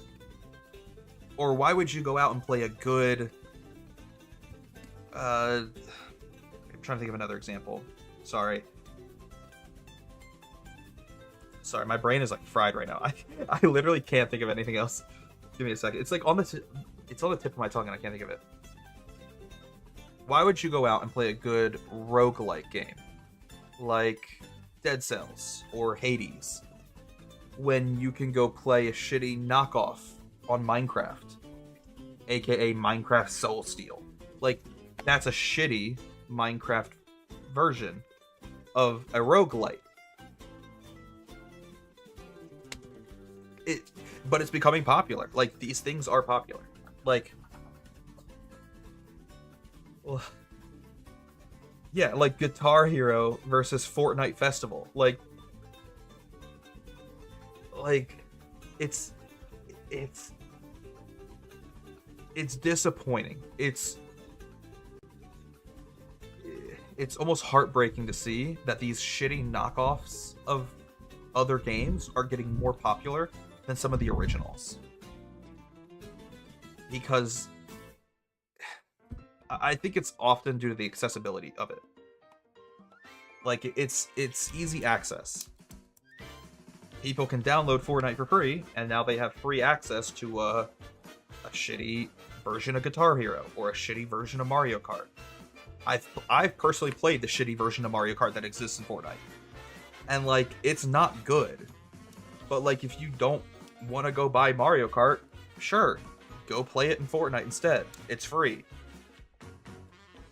And, like, I can't stop you. But I can be a little sad to watch people play worse versions of games. And I'm mostly just sad because games that are good are being kind of left in the shadows.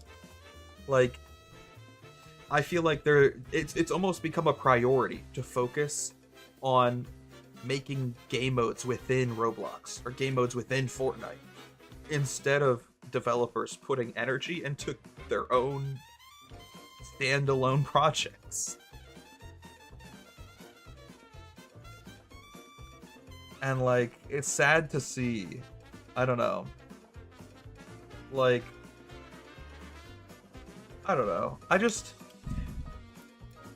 as someone who loves indie games, it is very sad to see a lot of indie projects fall into the void and just be completely forgotten about, while games like Steel of Brain Rot become the most popular game of all time. At least most popular game right now. Most popular game in our current day. That's frustrating for me.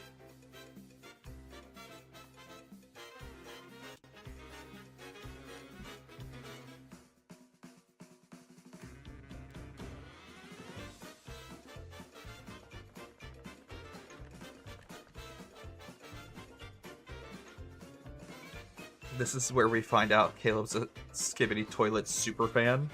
Not a super fan, but, like, I did a little bit of research about it when I don't know, a lot of people my age were talking shit about it when it was first getting popular. And I like to at least educate myself and try to learn a little bit about the thing that I'm either going to talk shit about or praise before I do so. I don't like giving blind praise to something, nor do I like talking shit about something without experiencing or learning about it firsthand. With very few exceptions, you know? Like, for the most part, I try to do my due diligence. And when I did research about Skibidi Toilet, I was shocked that, like, it had so much lore and so much story put into it. To the point where it actually kind of won me over. Like, I'm not a fan, but I'm glad that something being made for kids nowadays actually had effort being put into it. Because it does feel like a lot of content for, like, Gen Alpha is slop. A lot of content nowadays for the Gen Alpha and soon to be, like, Gen Beta, like, these modern generations of kids, they're just being fed slop. And I worry for them. Like, I'm actually very worried for them. But Skibidi Toilet was, like, one of the few ones where I was like, okay, this isn't complete slop. Like, someone actually put effort into this.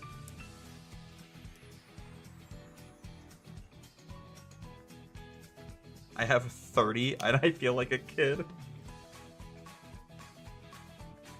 Spyro will always be a top tier game. Spyro, I love Spyro. Spyro is one of those games that I love, yet I've never played on stream. I don't know why. There's a couple games in that list. For example, I love Final Fantasy. I've never played a Final Fantasy game to completion on stream.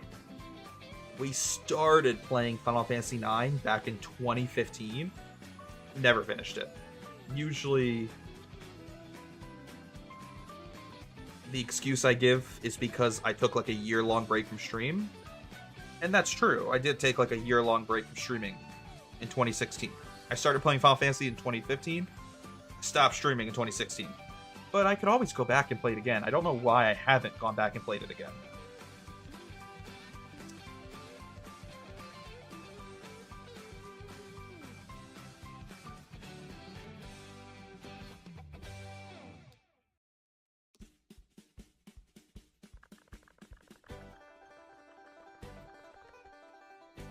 You forget about them stealing their parents' credit cards to buy in-game purchases to make them cooler. And that's why I'm not having kids. I can't have kids because I can't have them stealing my credit card information. I need that credit card information so I can waste my money on Counter-Strike skins.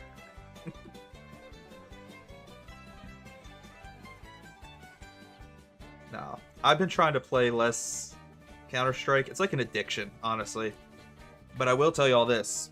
If they add cash to the game, which is very likely going to happen soon, especially because Counter-Strike literally purchased the rights to the map cache from the map creator.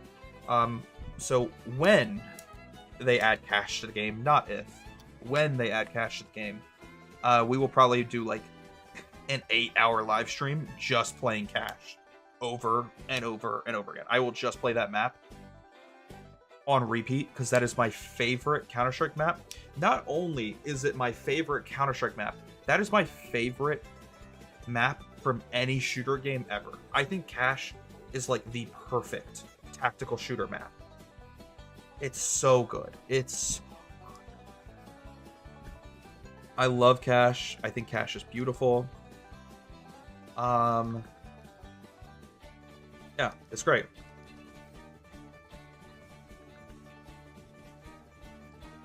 I really only like one map more than Cash, but it's less competitive.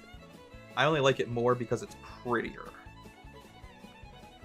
And it's also themed to a zoo. So it's got like cool animals, but it's not better. It's not more like it is strategically a mess. The map I'm talking about is literally called Zoo in Counter-Strike, but strategically Zoo is not good. Strategically Cash is perfect. I think it is the perfect map.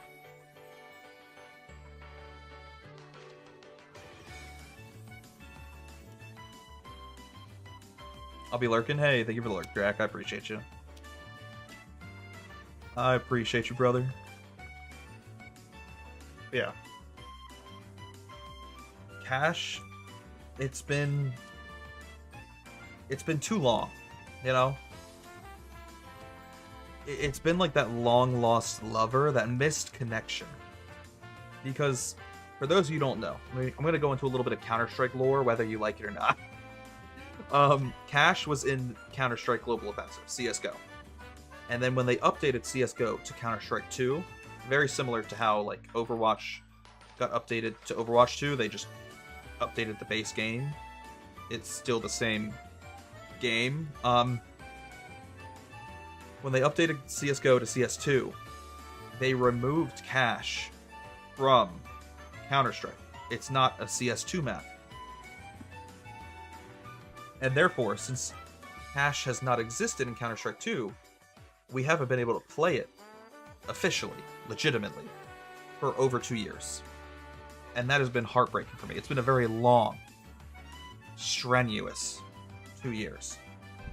And Counter-Strike recently purchased the rights to the map Cash from the map creator, because Cash was one of the few maps, at least early Counter-Strike maps, that was in the game that was not made by Counter-Strike, or they didn't at least own the rights to. I should clarify. Like, of all the active duty CSGO maps, Cash was one of the only ones that Valve didn't own the rights to. And that's probably why it didn't get carried over into CS2 because they didn't want to keep paying a licensing fee for it. But now they own the map, and it's just a matter of time until they add it to the game. In fact, I'm shocked they haven't added it to the game yet. I'm assuming they're just trying to optimize it and potentially fix any bugs or graphical errors that might exist in the map.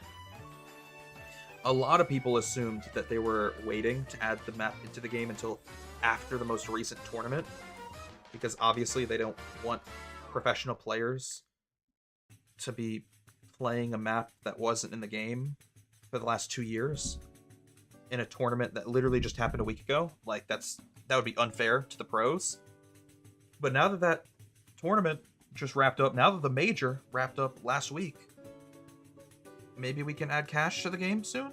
Valve, please? I'm begging. I'm hoping, because if they add, dude, if Valve adds cash back to Counter-Strike in the near future, I'm not exaggerating. I would play Counter-Strike on stream for 8 hours straight and just play the map cash over and over and over again. I miss it. I miss it so much.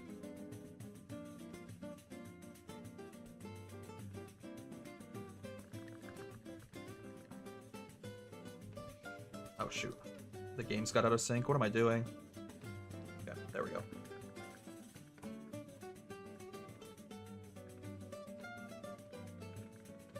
Oh, yeah.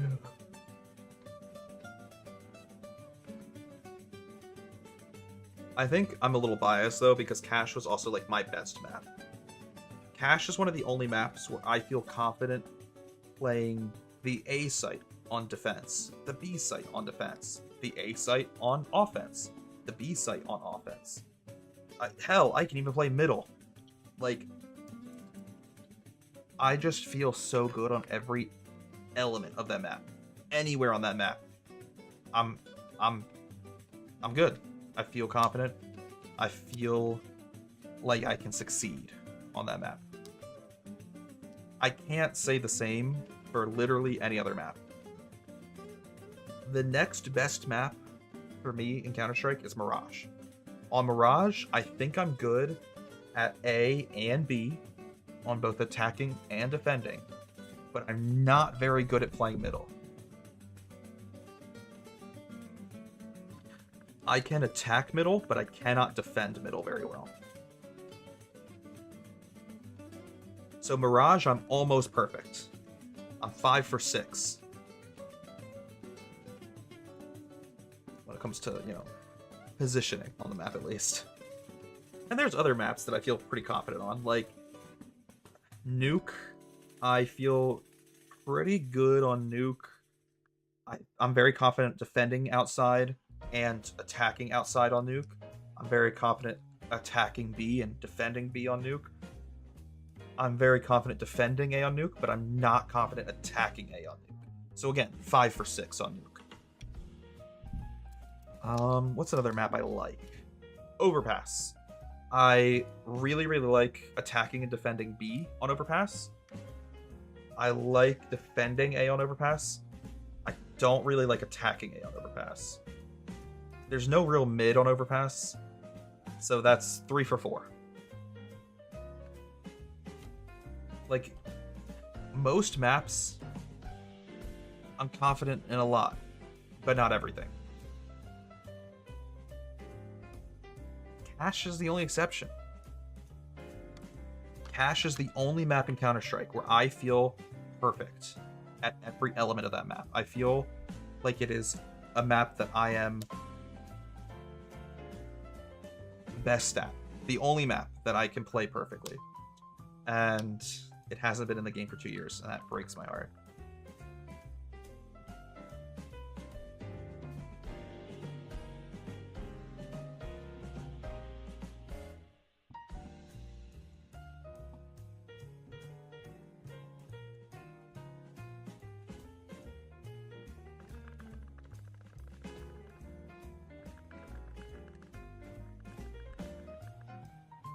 There's been some other maps that have come and gone that I liked. There was a map called Thrill that was in the game for a very short period of time. That was themed to an amusement park.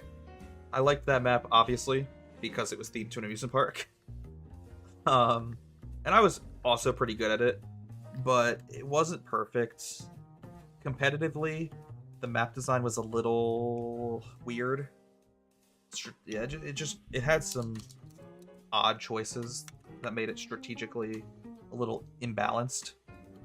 Um, there's a map called Sub-Zero that actually reminded me very much so of the map Icebox from Valorant, except Icebox came out after Sub-Zero.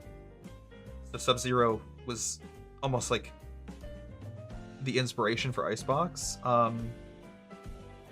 Now, the map designs are very different. The way they're laid out is very different. The reason they remind me of each other, though, is in the art styles. The art styles are very similar. And I liked Sub-Zero a lot as well. That was a fun map to play when it was in the game for its one operation. Yeah, I think it was only in the game for one operation.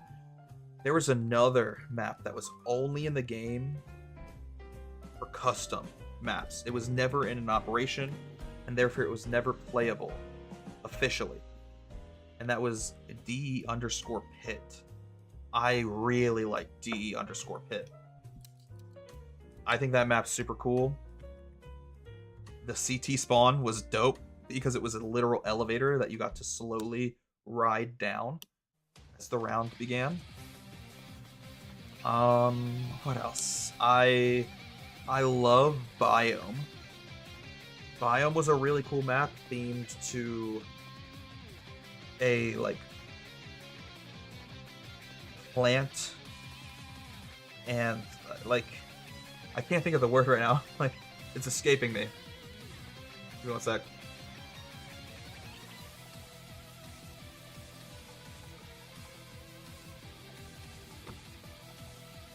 Biome was a Counter-Strike map themed to this research facility in the middle of an African desert. It was like this giant dome in the desert. And inside the dome housed like a bunch of different plants and other natural resources that they tested and studied. And that's why it was called Biome, because they had their own like biome in the middle of the desert. I thought that was really cool. It was a map I was very good at as well, which is why I liked it. And it was also pretty. It was a very pretty map. What other maps were good back in the day that don't exist in Counter-Strike now? There were so many maps that existed in Counter-Strike that are not in Counter-Strike 2.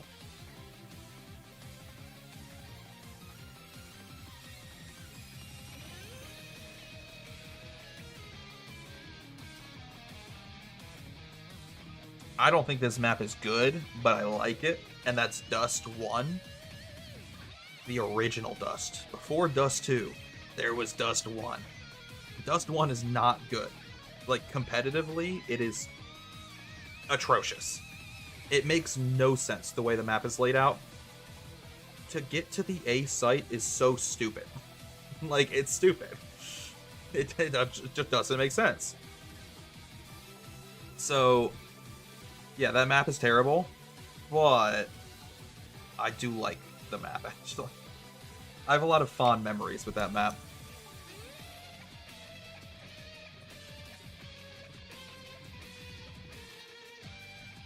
I have kind of the same feelings about the original Aztec.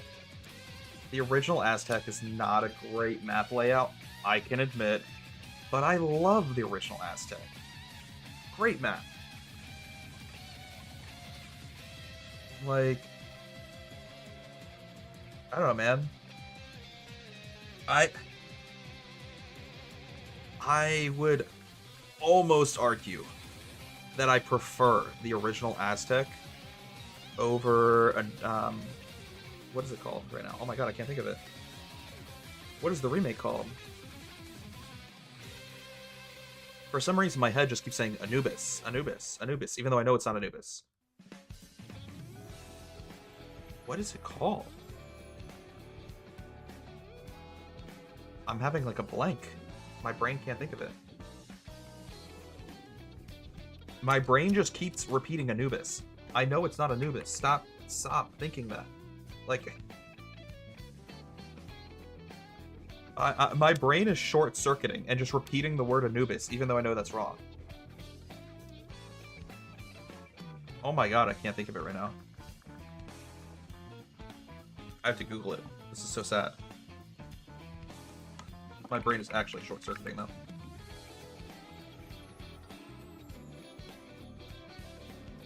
It's called Ancient. Oh my god. Yeah. I would almost argue that I prefer the original Aztec over Ancient. Just for nostalgia's sake. I know Ancient is better, and I actually like Ancient. I don't like Anubis. Fun fact. I don't know why my brain kept repeating the word Anubis, because I hate Anubis. Maybe that's why. It was a trauma response. My brain was having a trauma response to that terrible map. I really don't like Anubis. But I do like Ancient. Ancient's fine. I just, you know, I like Aztec too. I thought Aztec was cool. I'm okay with the current map pool. I think the current version of Train is worse than the original Train, which sucks. Bums me out a little bit. I think Anubis sucks. Inferno's good. It's always been good. Mirage is good.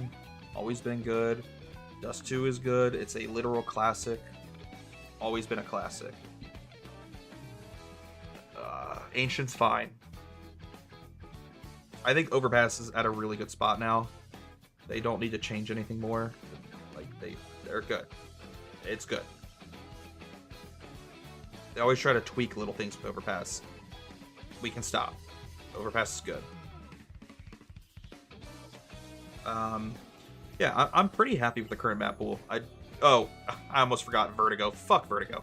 We could get rid of Vertigo. I literally, speaking of trauma response, I blocked it out because I hate Vertigo so much. Yeah, if I had any say, I would get rid of Vertigo and replace it with Cash in the current Counter-Strike map pool. I hate Vertigo so much. I think it's the worst map, not only in the current Counter-Strike map pool, but I think it's the worst map that has ever existed in Counter-Strike 2. Like, especially the current version of it. I think the current version is so stupid. It's so bad. The way they redesigned the A site is terrible. I hate it. I hate it, bro. I hate Vertigo. It really just sucks. If I had to get rid of 2 maps, like, okay, if I had full control over the Counter-Strike map pool, I would get rid of 2 maps, keep 5 of the current ones. I would keep the 5 that I would keep are Dust 2, Inferno, Overpass, Ancient, and Mirage. I'm getting rid of Anubis and Vertigo because I think Anubis is annoying and I just don't like it personally. I'm biased though, I can admit that. I just suck at Anubis. But fuck Vertigo. Vertigo sucks. That's not a biased statement. It is a bad map. So I'm getting rid of Anubis, I'm getting rid of Vertigo. I'm replacing Vertigo with Cash. Cash is just a good map. What would I replace Anubis with? That's a tough question.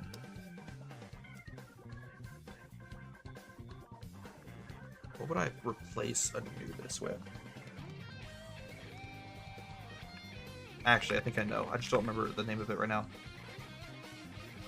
I don't remember how it's spelled. Give me 1 second.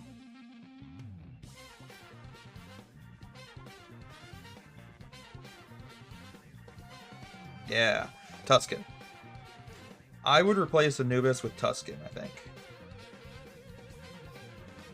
Yeah. Oh wait, I forgot about Train. Wait, are there 8 maps in the current rotation? I thought there were only 7. I think they got. Oh, I think they got rid of Train from the current rotation. That's awkward. Let's Google it real quick. Counter Strike active duty maps.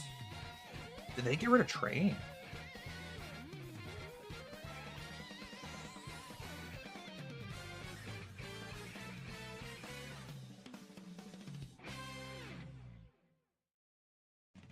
Oh no, they got rid of Vertigo. Oh, good. Fuck Vertigo. Vertigo got removed from the active duty. It got replaced with Train. Oh, good. Fuck Vertigo anyways. Okay, then we're fine. We don't need to add Tuscan. Okay, and in this hypothetical world that I'm creating in my mind only, we don't need Tuscan. Tuscan's fun, though. I like Tuscan. Oh, sorry. I'm looking at this list of every Counter-Strike map ever. I also love Austria. Austria was a fun map. Great little map. Zoo. So many good maps. Santorini. Biome. Season. Mutiny. Sub-Zero. Ruby. Black Gold sucked, but I thought it was fun.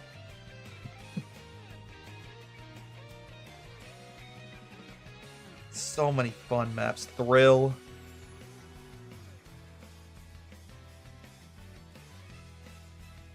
DE_light.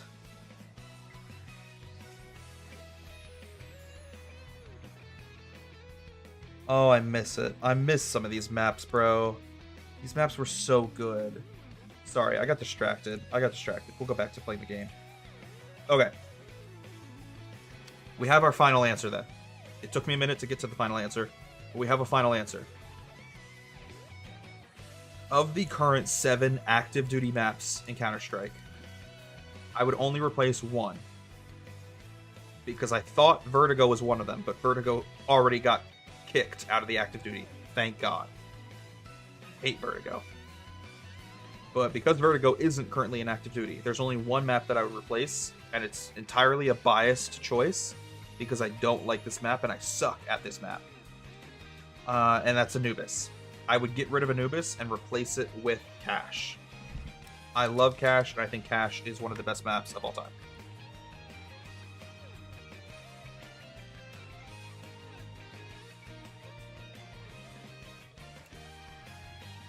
So my 7 active duty maps, right now at least, would be Dust 2, Overpass, Inferno, Mirage, Crane, Ancient, and Cash. Now, those are not my 7 favorite maps of all time. That's a different list, and that would take me way longer to decide. I don't want to waste y'all's time doing that. That would be a different list for a different day. But like my 7 favorite maps ever, Cash would be on there, and so Mirage. I love Mirage, but like I don't know what the other 5 would be. That's a tough one. It's a tough one to figure out.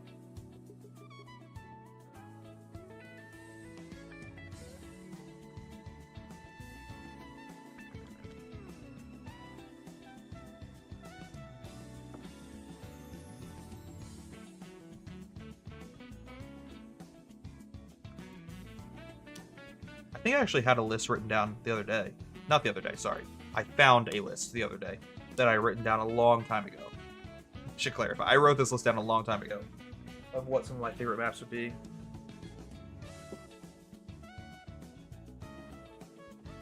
On this, might be on this little notepad. No, this notepad is blank. Thought maybe it would be on this. I thought I found a list the other day. I don't know where it went. I definitely found a notepad that I'd written down video ideas in, and one of those video ideas was my 7 favorite Counter-Strike maps of all time. Don't know where it went, though. Also, not gonna lie to y'all, I am starting to have to pee. Like, I gotta piss. So, we gotta speed this up. This stream's gotta pick up the pace.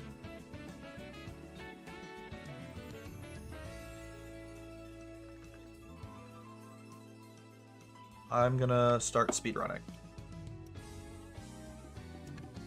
We're still... Dude, we're not even the last 100. Oh, piss, girl. I'm not gonna... I don't want to put the stream on pause. Just to go pee. Especially when we're, like... We're 128 resets away? Yeah. We're 128 resets away from being done.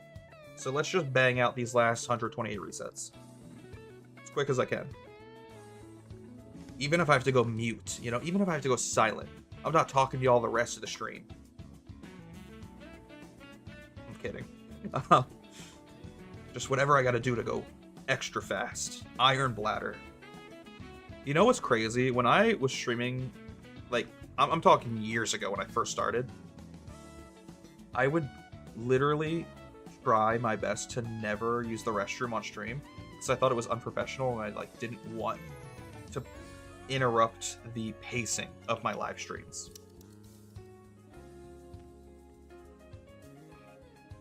Looking back, that's crazy. That's an insane thing to do. One, because like streaming isn't even my job yet, and I was treating it like I'm talking back when I first started, back when I was in like high school, and I had so much passion for content creation back then that I literally didn't even want to take restroom breaks. And again, that's crazy because it wasn't even my job.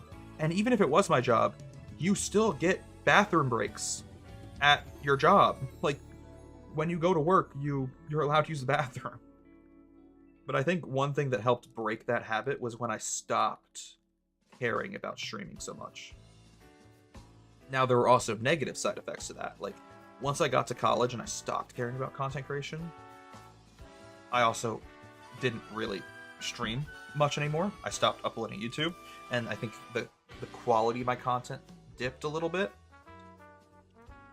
But now that I'm an adult, I've kind of reached a happy medium between those two extremes, where like I care, but I'm also not taking it so seriously that I'm gonna piss myself on stream. Like, I will take a bathroom break if I need to. Like, looking back at like my high school self, I was a stupid person. I was insane. I can't use the bathroom on stream. I'm not allowed to pause the stream. I gotta be on camera, active, engaging, 24/7. I don't know, man. There were times I was on platform and nobody would replace me for the bathroom break.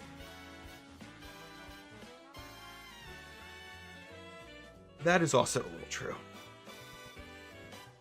I don't miss that part of my old job. Our old job together.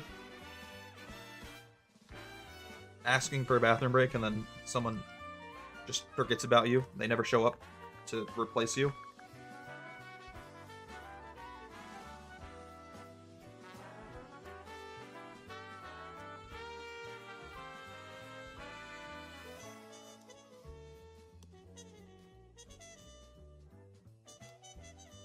Yeah, I don't know. Thankfully, for this stream at least, I think I can get the last 100 resets done before I piss myself. I think we'll be okay.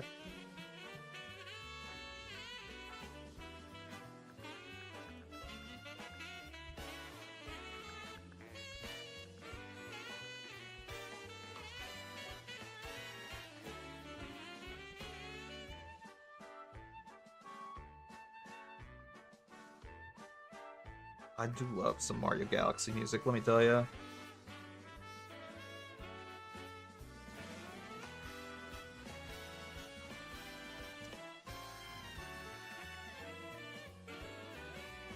Speaking of games I love but I've not played on stream, Mario Galaxy. How have we not played that on stream yet?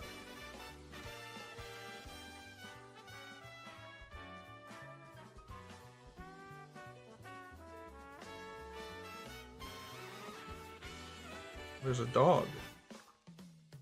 My dog has joined us for probably 2 seconds to drink water, and then he'll very likely leave to go back in the living room with my wife. Hello, dog. How are you, dog? Are you leaving now? Yep, he's turning around. Goodbye, dog.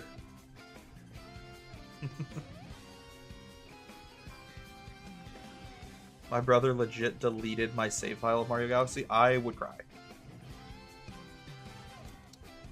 I remember one time my sister deleted my save on Pokemon Ruby that had, at the time, 300 hours in it. I think nowadays it has 400. Thankfully, though, she didn't know how to play the game, and she didn't overwrite the save.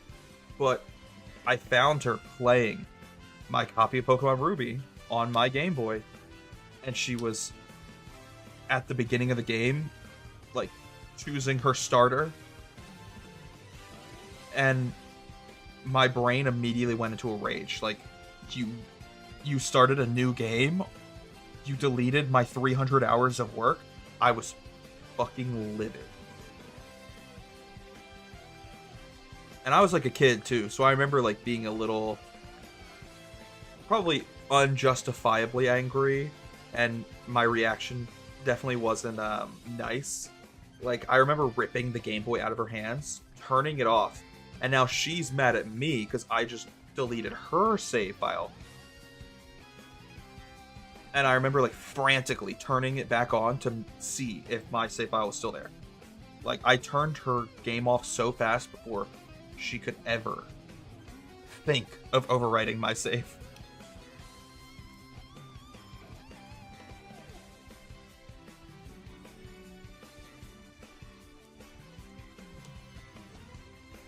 $10 minutes versus 300 hours. Yeah, I was so pissed. And I would have been even more pissed if she actually did delete those 300 hours. Thankfully, it did not happen. I would still be mad to this day if it did happen.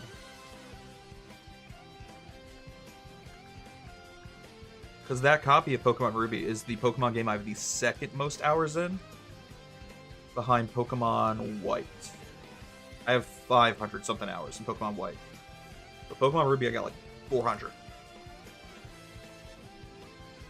Those are also the only two games where I, technically completed the Pokedex. In Pokemon White, I caught every Pokemon. In Pokemon Ruby, I didn't catch every Pokemon, but I did see every Pokemon.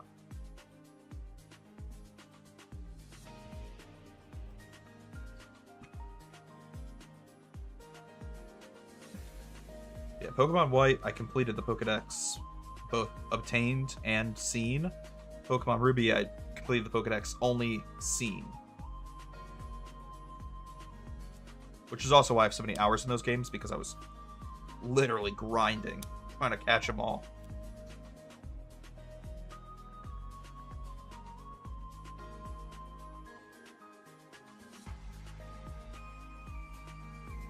Okay. We got 100 resets left. That's 25 resets total. 25 hard resets. 100 Charmanders. I don't know how to word it differently. We have 25 hard resets, 100 Charmander resets.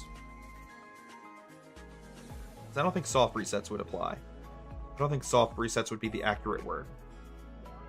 I have to get hard 25 times and soft 100 times. Sorry. Anyways, now we only gotta do 24 times.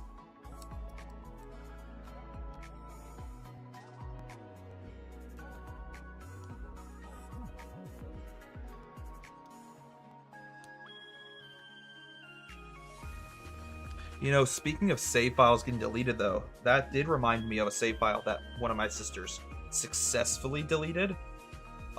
which was my Mario Kart Wii save file. That still annoys me to this day, even though I don't even have that copy of the game on me.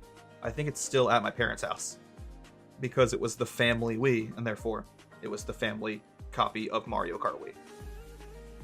But even though I don't have the copy of the game at my house right now, it's at my parents' house, it annoyed me because I had a 100% save file on that game. I fully 100% every Grand Prix, every time trial, everything. And one of my sisters deleted my save. And I was so salty.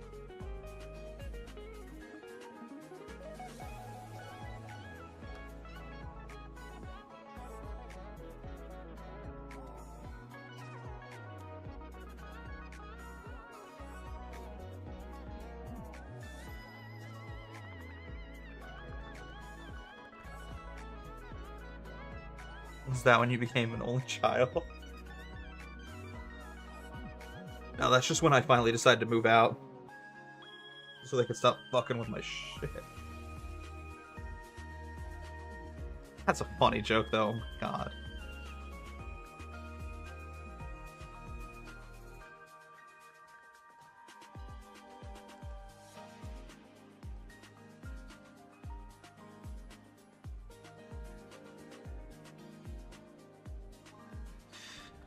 Oh man, I wonder how late it's gotten.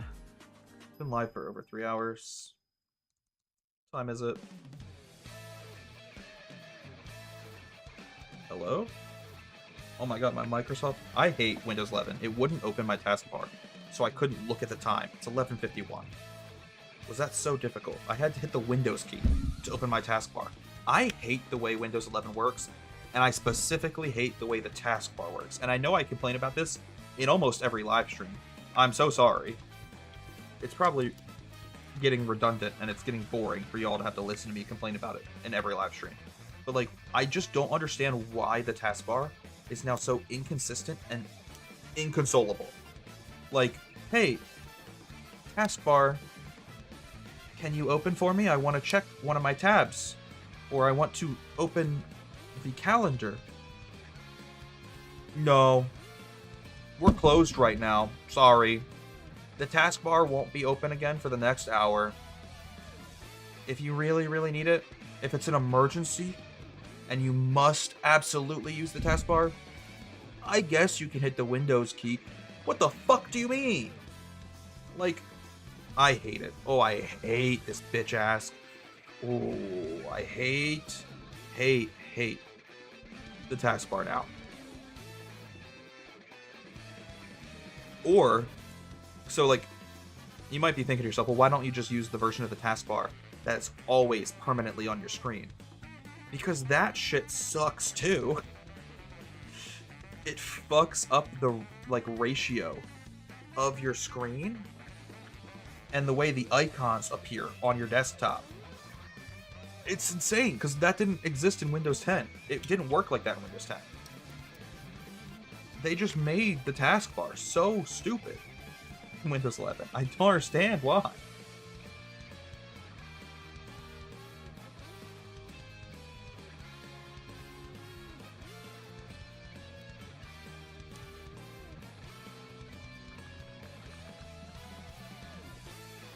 I'm constantly being triggered by a taskbar. And I don't know what that says about my life, but it can't be anything good. And I'm sad about that.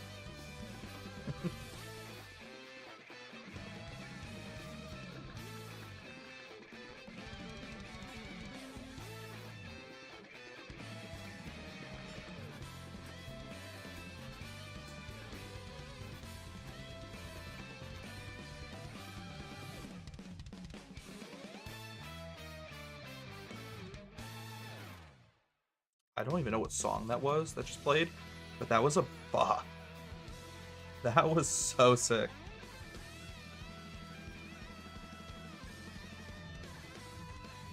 Alright, we got 20 more hard resets. We're blazing through this, boys. We got this.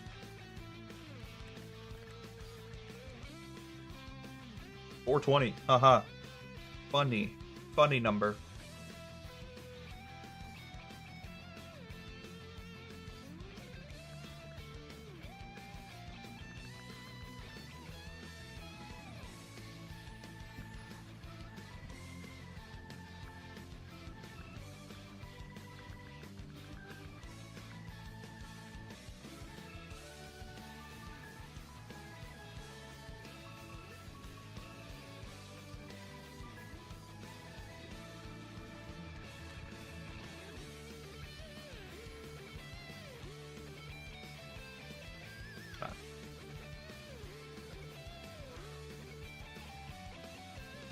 Remember back when I said I wanted to get the shiny before the end of the year? I'm slowly starting to come to the realization that's probably not going to happen. Just a little sad about it.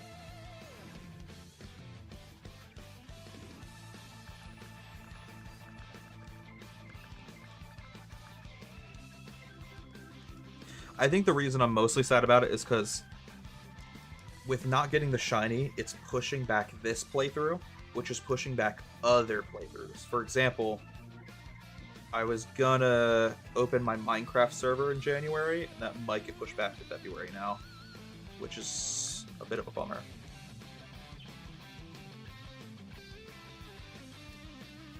But that's okay. I kind of need more time to work on it anyways. I was just talking earlier in the stream, ranting, basically. I went on this long rant about how I feel like a lot of games nowadays are very soulless. They don't have much of a story or plot to them. And it's almost like playing a mini game over and over again, like Steal the Brain Rot, for example. And I realized, like, my Minecraft server, I wanted to have an adventure mode in it and have, like, a game within the server, a game within the game. And the more I thought about it, like, I don't have enough in it yet to be proud of it. Like, I want there to be more of a story. I want there to be more lore. Or else I would just be a hypocrite who's doing the same thing that I just ranted about in this same stream. I want there to be more of a story. I just don't quite know what I want the story to be yet.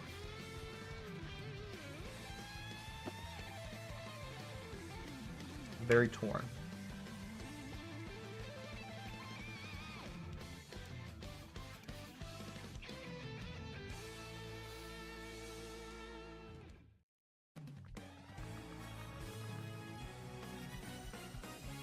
What a great song. We're getting some absolute bangers now to end out the stream.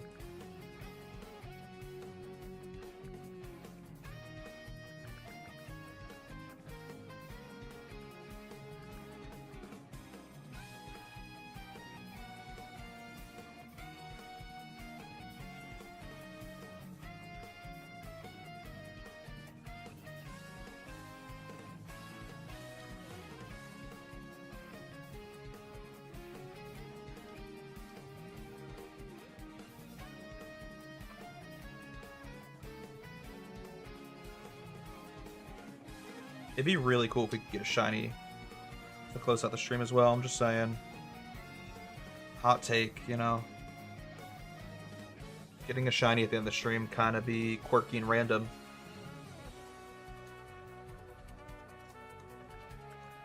We got 16 hard resets left as well. Including this one. Not including this one, we got 15 left. That sounds a little bit nicer. It's a bit of a more even number. Well, I guess it literally isn't. It is not an even number. Whereas 16 is an even number, but 15 sounds like a more even number. You know what I mean? Alright, now we have 15 left.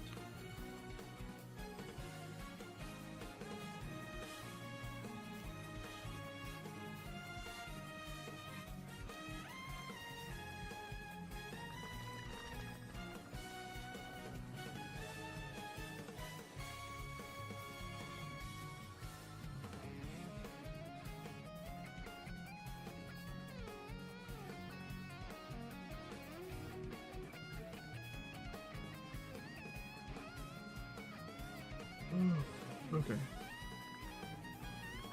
It's definitely getting late though, man. I need to go to bed. Good thing we only got 15 hard resets left. Perfect time to get a shiny with only 15 resets left. Come on, man. You know you want to show up at the end of the stream here. Be the perfect time.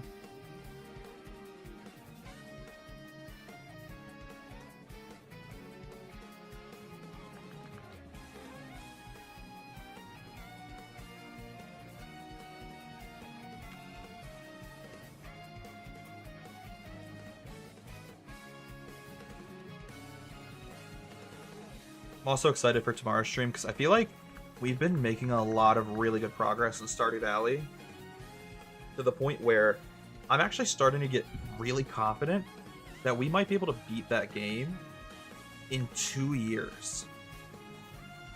It might take us 3, but if I really, really try hard, I could do it in 2. And I mean 2 in-game years, I should clarify. But, like, that's still impressive. I feel good about that.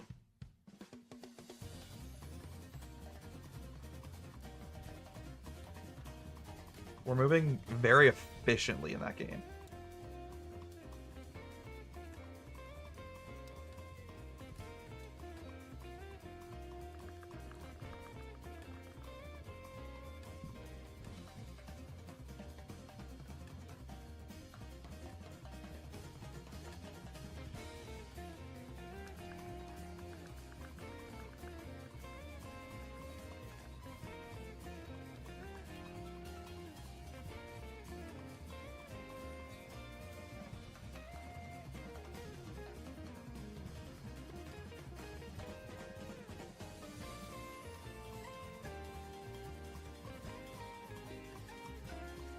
I don't know. I feel like I could probably beat the game in 2 years, but I'd have to cut a couple corners. Not like cheat. I wouldn't have to do that. But I mean, like, there's some things that I wanted to do for fun that I wouldn't be able to do. For example, in the last Stardew stream, we talked about maybe making a giant corn maze. And I do think that would be really cool. But that's something I wouldn't be able to do until year 3. However, I'm kind of okay with waiting until year 3 just to make a giant corn maze. Like, that is so cool. It's so cool. It'd be a little difficult to make, though. We'd have to plan it with sprinklers in mind so the crops don't die. Because obviously I'm not watering a giant corn maze every morning. And therefore, to design a corn maze that has sprinklers factored into the design, it's tricky. We can do it. I'd just have to... It would be a lot of planning ahead of time. A lot of planning ahead of time. We'd also definitely need iridium sprinklers. So we'd have to do a lot of mining, specifically in the Skull Cavern, to have the items in order to make it. But I believe in us. I think we'd be fine.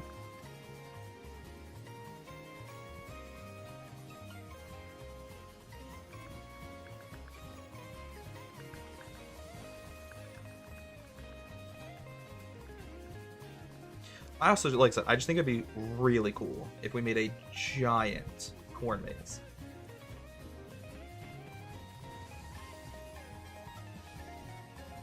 Especially because we're playing on the default farm, which has the most tillable land, so we could make the corn maze bigger than any other farm in that game. Like, it could be as big as possible. So the opportunities are endless. I don't know, man. It could be so cool. I don't know. I have so much, like, creativity and ideas when it comes to what we could do with this corn maze. I'm so excited. I have a lot of ideas.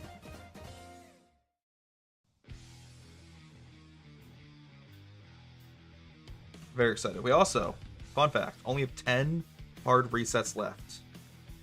We're coming to a close here at the end of the stream. And you know, if there's ever a better time to get a shiny, besides the literal beginning of the stream, it's the end of the stream. And I say that every stream, and it never happens. But the last 10 resets are the perfect time to get a shiny. So maybe, just maybe, we'll get a shiny here in the final 10 resets. Never know.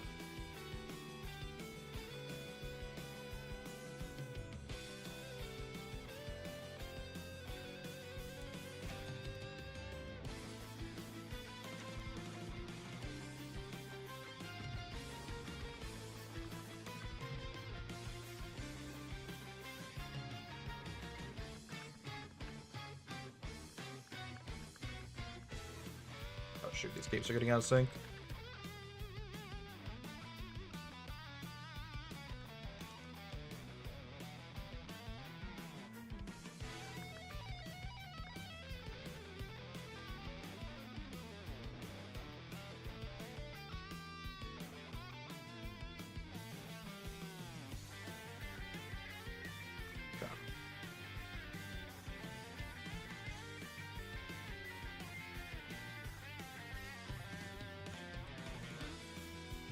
I really thought that was going to be the one, I'm not going to lie.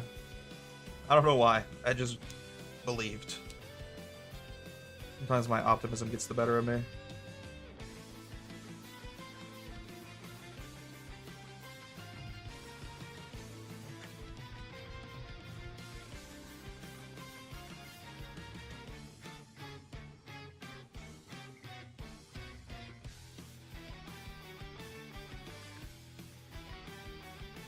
I'm really vibing at this music right now.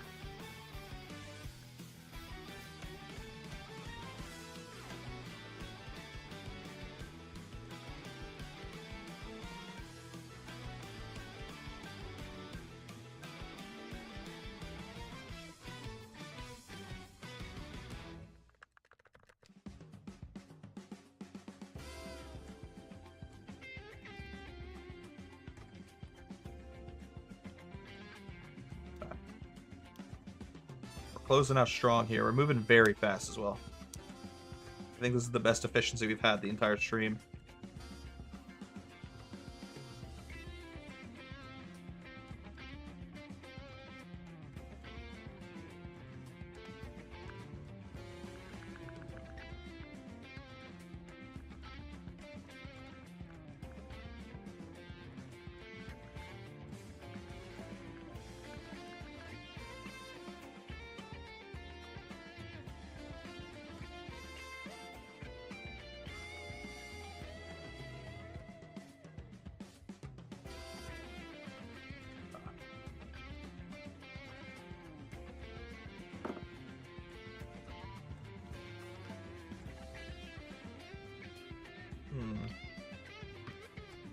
For a second, I thought the numbers didn't match up on the counter versus the clicker.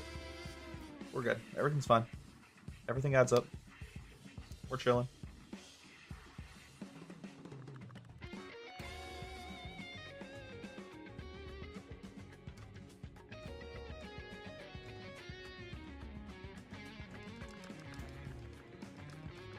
We got 6 resets left, including this one. I do appreciate everyone who showed up to the stream, by the way. Thank you for the sub. I know I already said thank you, but thanks again. Sonic Generation fan. I appreciate, honestly, everyone who's been subbing lately and the follows we've been getting. I feel like the last week has been very, very, I don't know, high in activity when it comes to following, subs, YouTube subs, and just overall chat interactivity. I don't know. It means a lot to me. That's all I'm trying to say. I appreciate it. Anyways, we're down to the wire here. 5 resets left. What are the odds? What do we think the odds are of getting a shiny in the last 5 resets?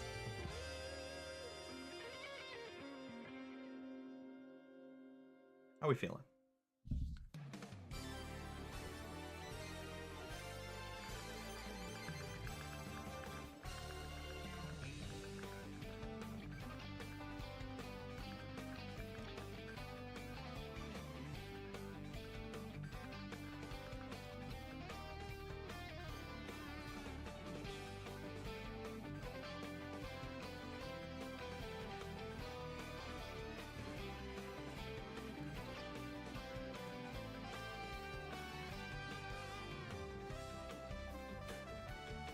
Come on.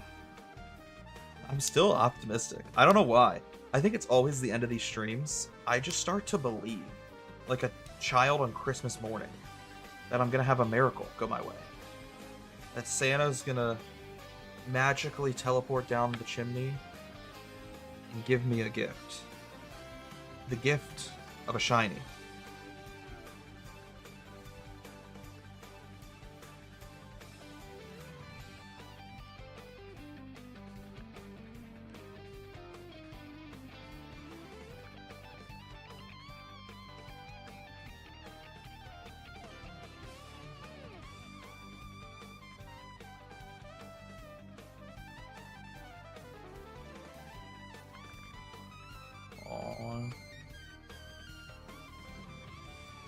Close. All right.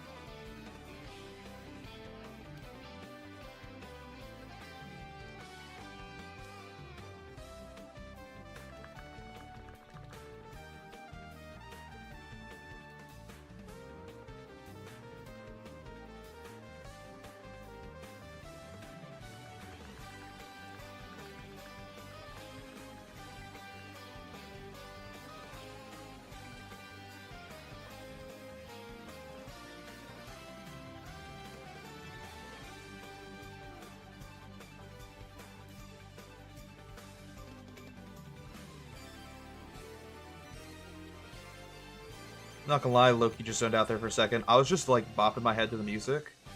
Literally just vibing to the music. I don't think I talked for like 30 seconds, I'm so sorry. That was probably the longest period of time on the stream where I went silent. I apologize. Just genuinely zoned out. But we are getting to the end of the stream, so my mind is kind of wandering. I'm thinking about what I might have for dessert. Thinking about sleep. Thinking about going to piss after this. I got a lot on my mind, you know? And only 2 resets left, so almost over. You know, I'm a little sad we didn't get the shiny today. But at the same time, my prediction of 8008 is still alive, so if anything, I'm not shocked, because we weren't gonna get the shiny today. We're not gonna get the shiny until we get to 8008. That's still over 500 away, so we got a ways to go, brothers.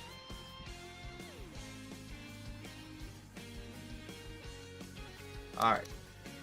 Last reset of the stream here, boys. What are the odds that we get the literal miracle reset? The miracle shiny on the last reset. I doubt it.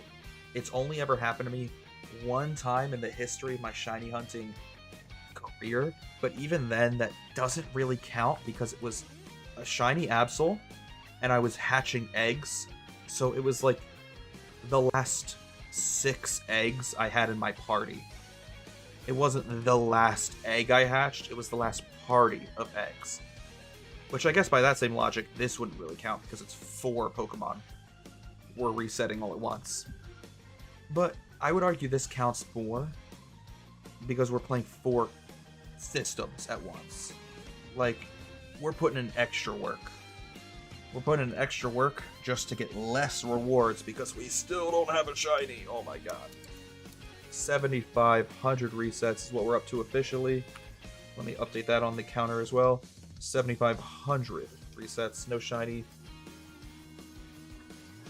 I'm salty because I'm impatient, but in all reality I shouldn't be salty considering the odds are 1 in 8,192. 8,192. So technically we're not at odds yet. We're technically not unlucky yet. I'm just impatient. It's okay. Everything's okay. I'm not mad. I'm not mad. I've never been mad before in my life. Regardless, I appreciate everyone who showed up today. Sam, thank you for staying through. And thank you to everyone who showed up in the chat. Appreciate y'all. It was a fun little stream. I'll be back tomorrow with Stardew Valley. And we'll get one step closer to beating that game with corn only. I'm just doing a lot of weird little challenges lately. Shinies only in this game. Corn only in Stardew Valley. Like I said, I think we can beat that game actually pretty soon. Brother Brandon, have the most wonderful of nights. I appreciate you. Yeah, I don't know. I wish you all the best. Thank you for watching. And I'm gonna go run to the restroom before I piss myself. That's what I'm gonna do. Anyways. Peace out, boys. I'll talk to you tomorrow.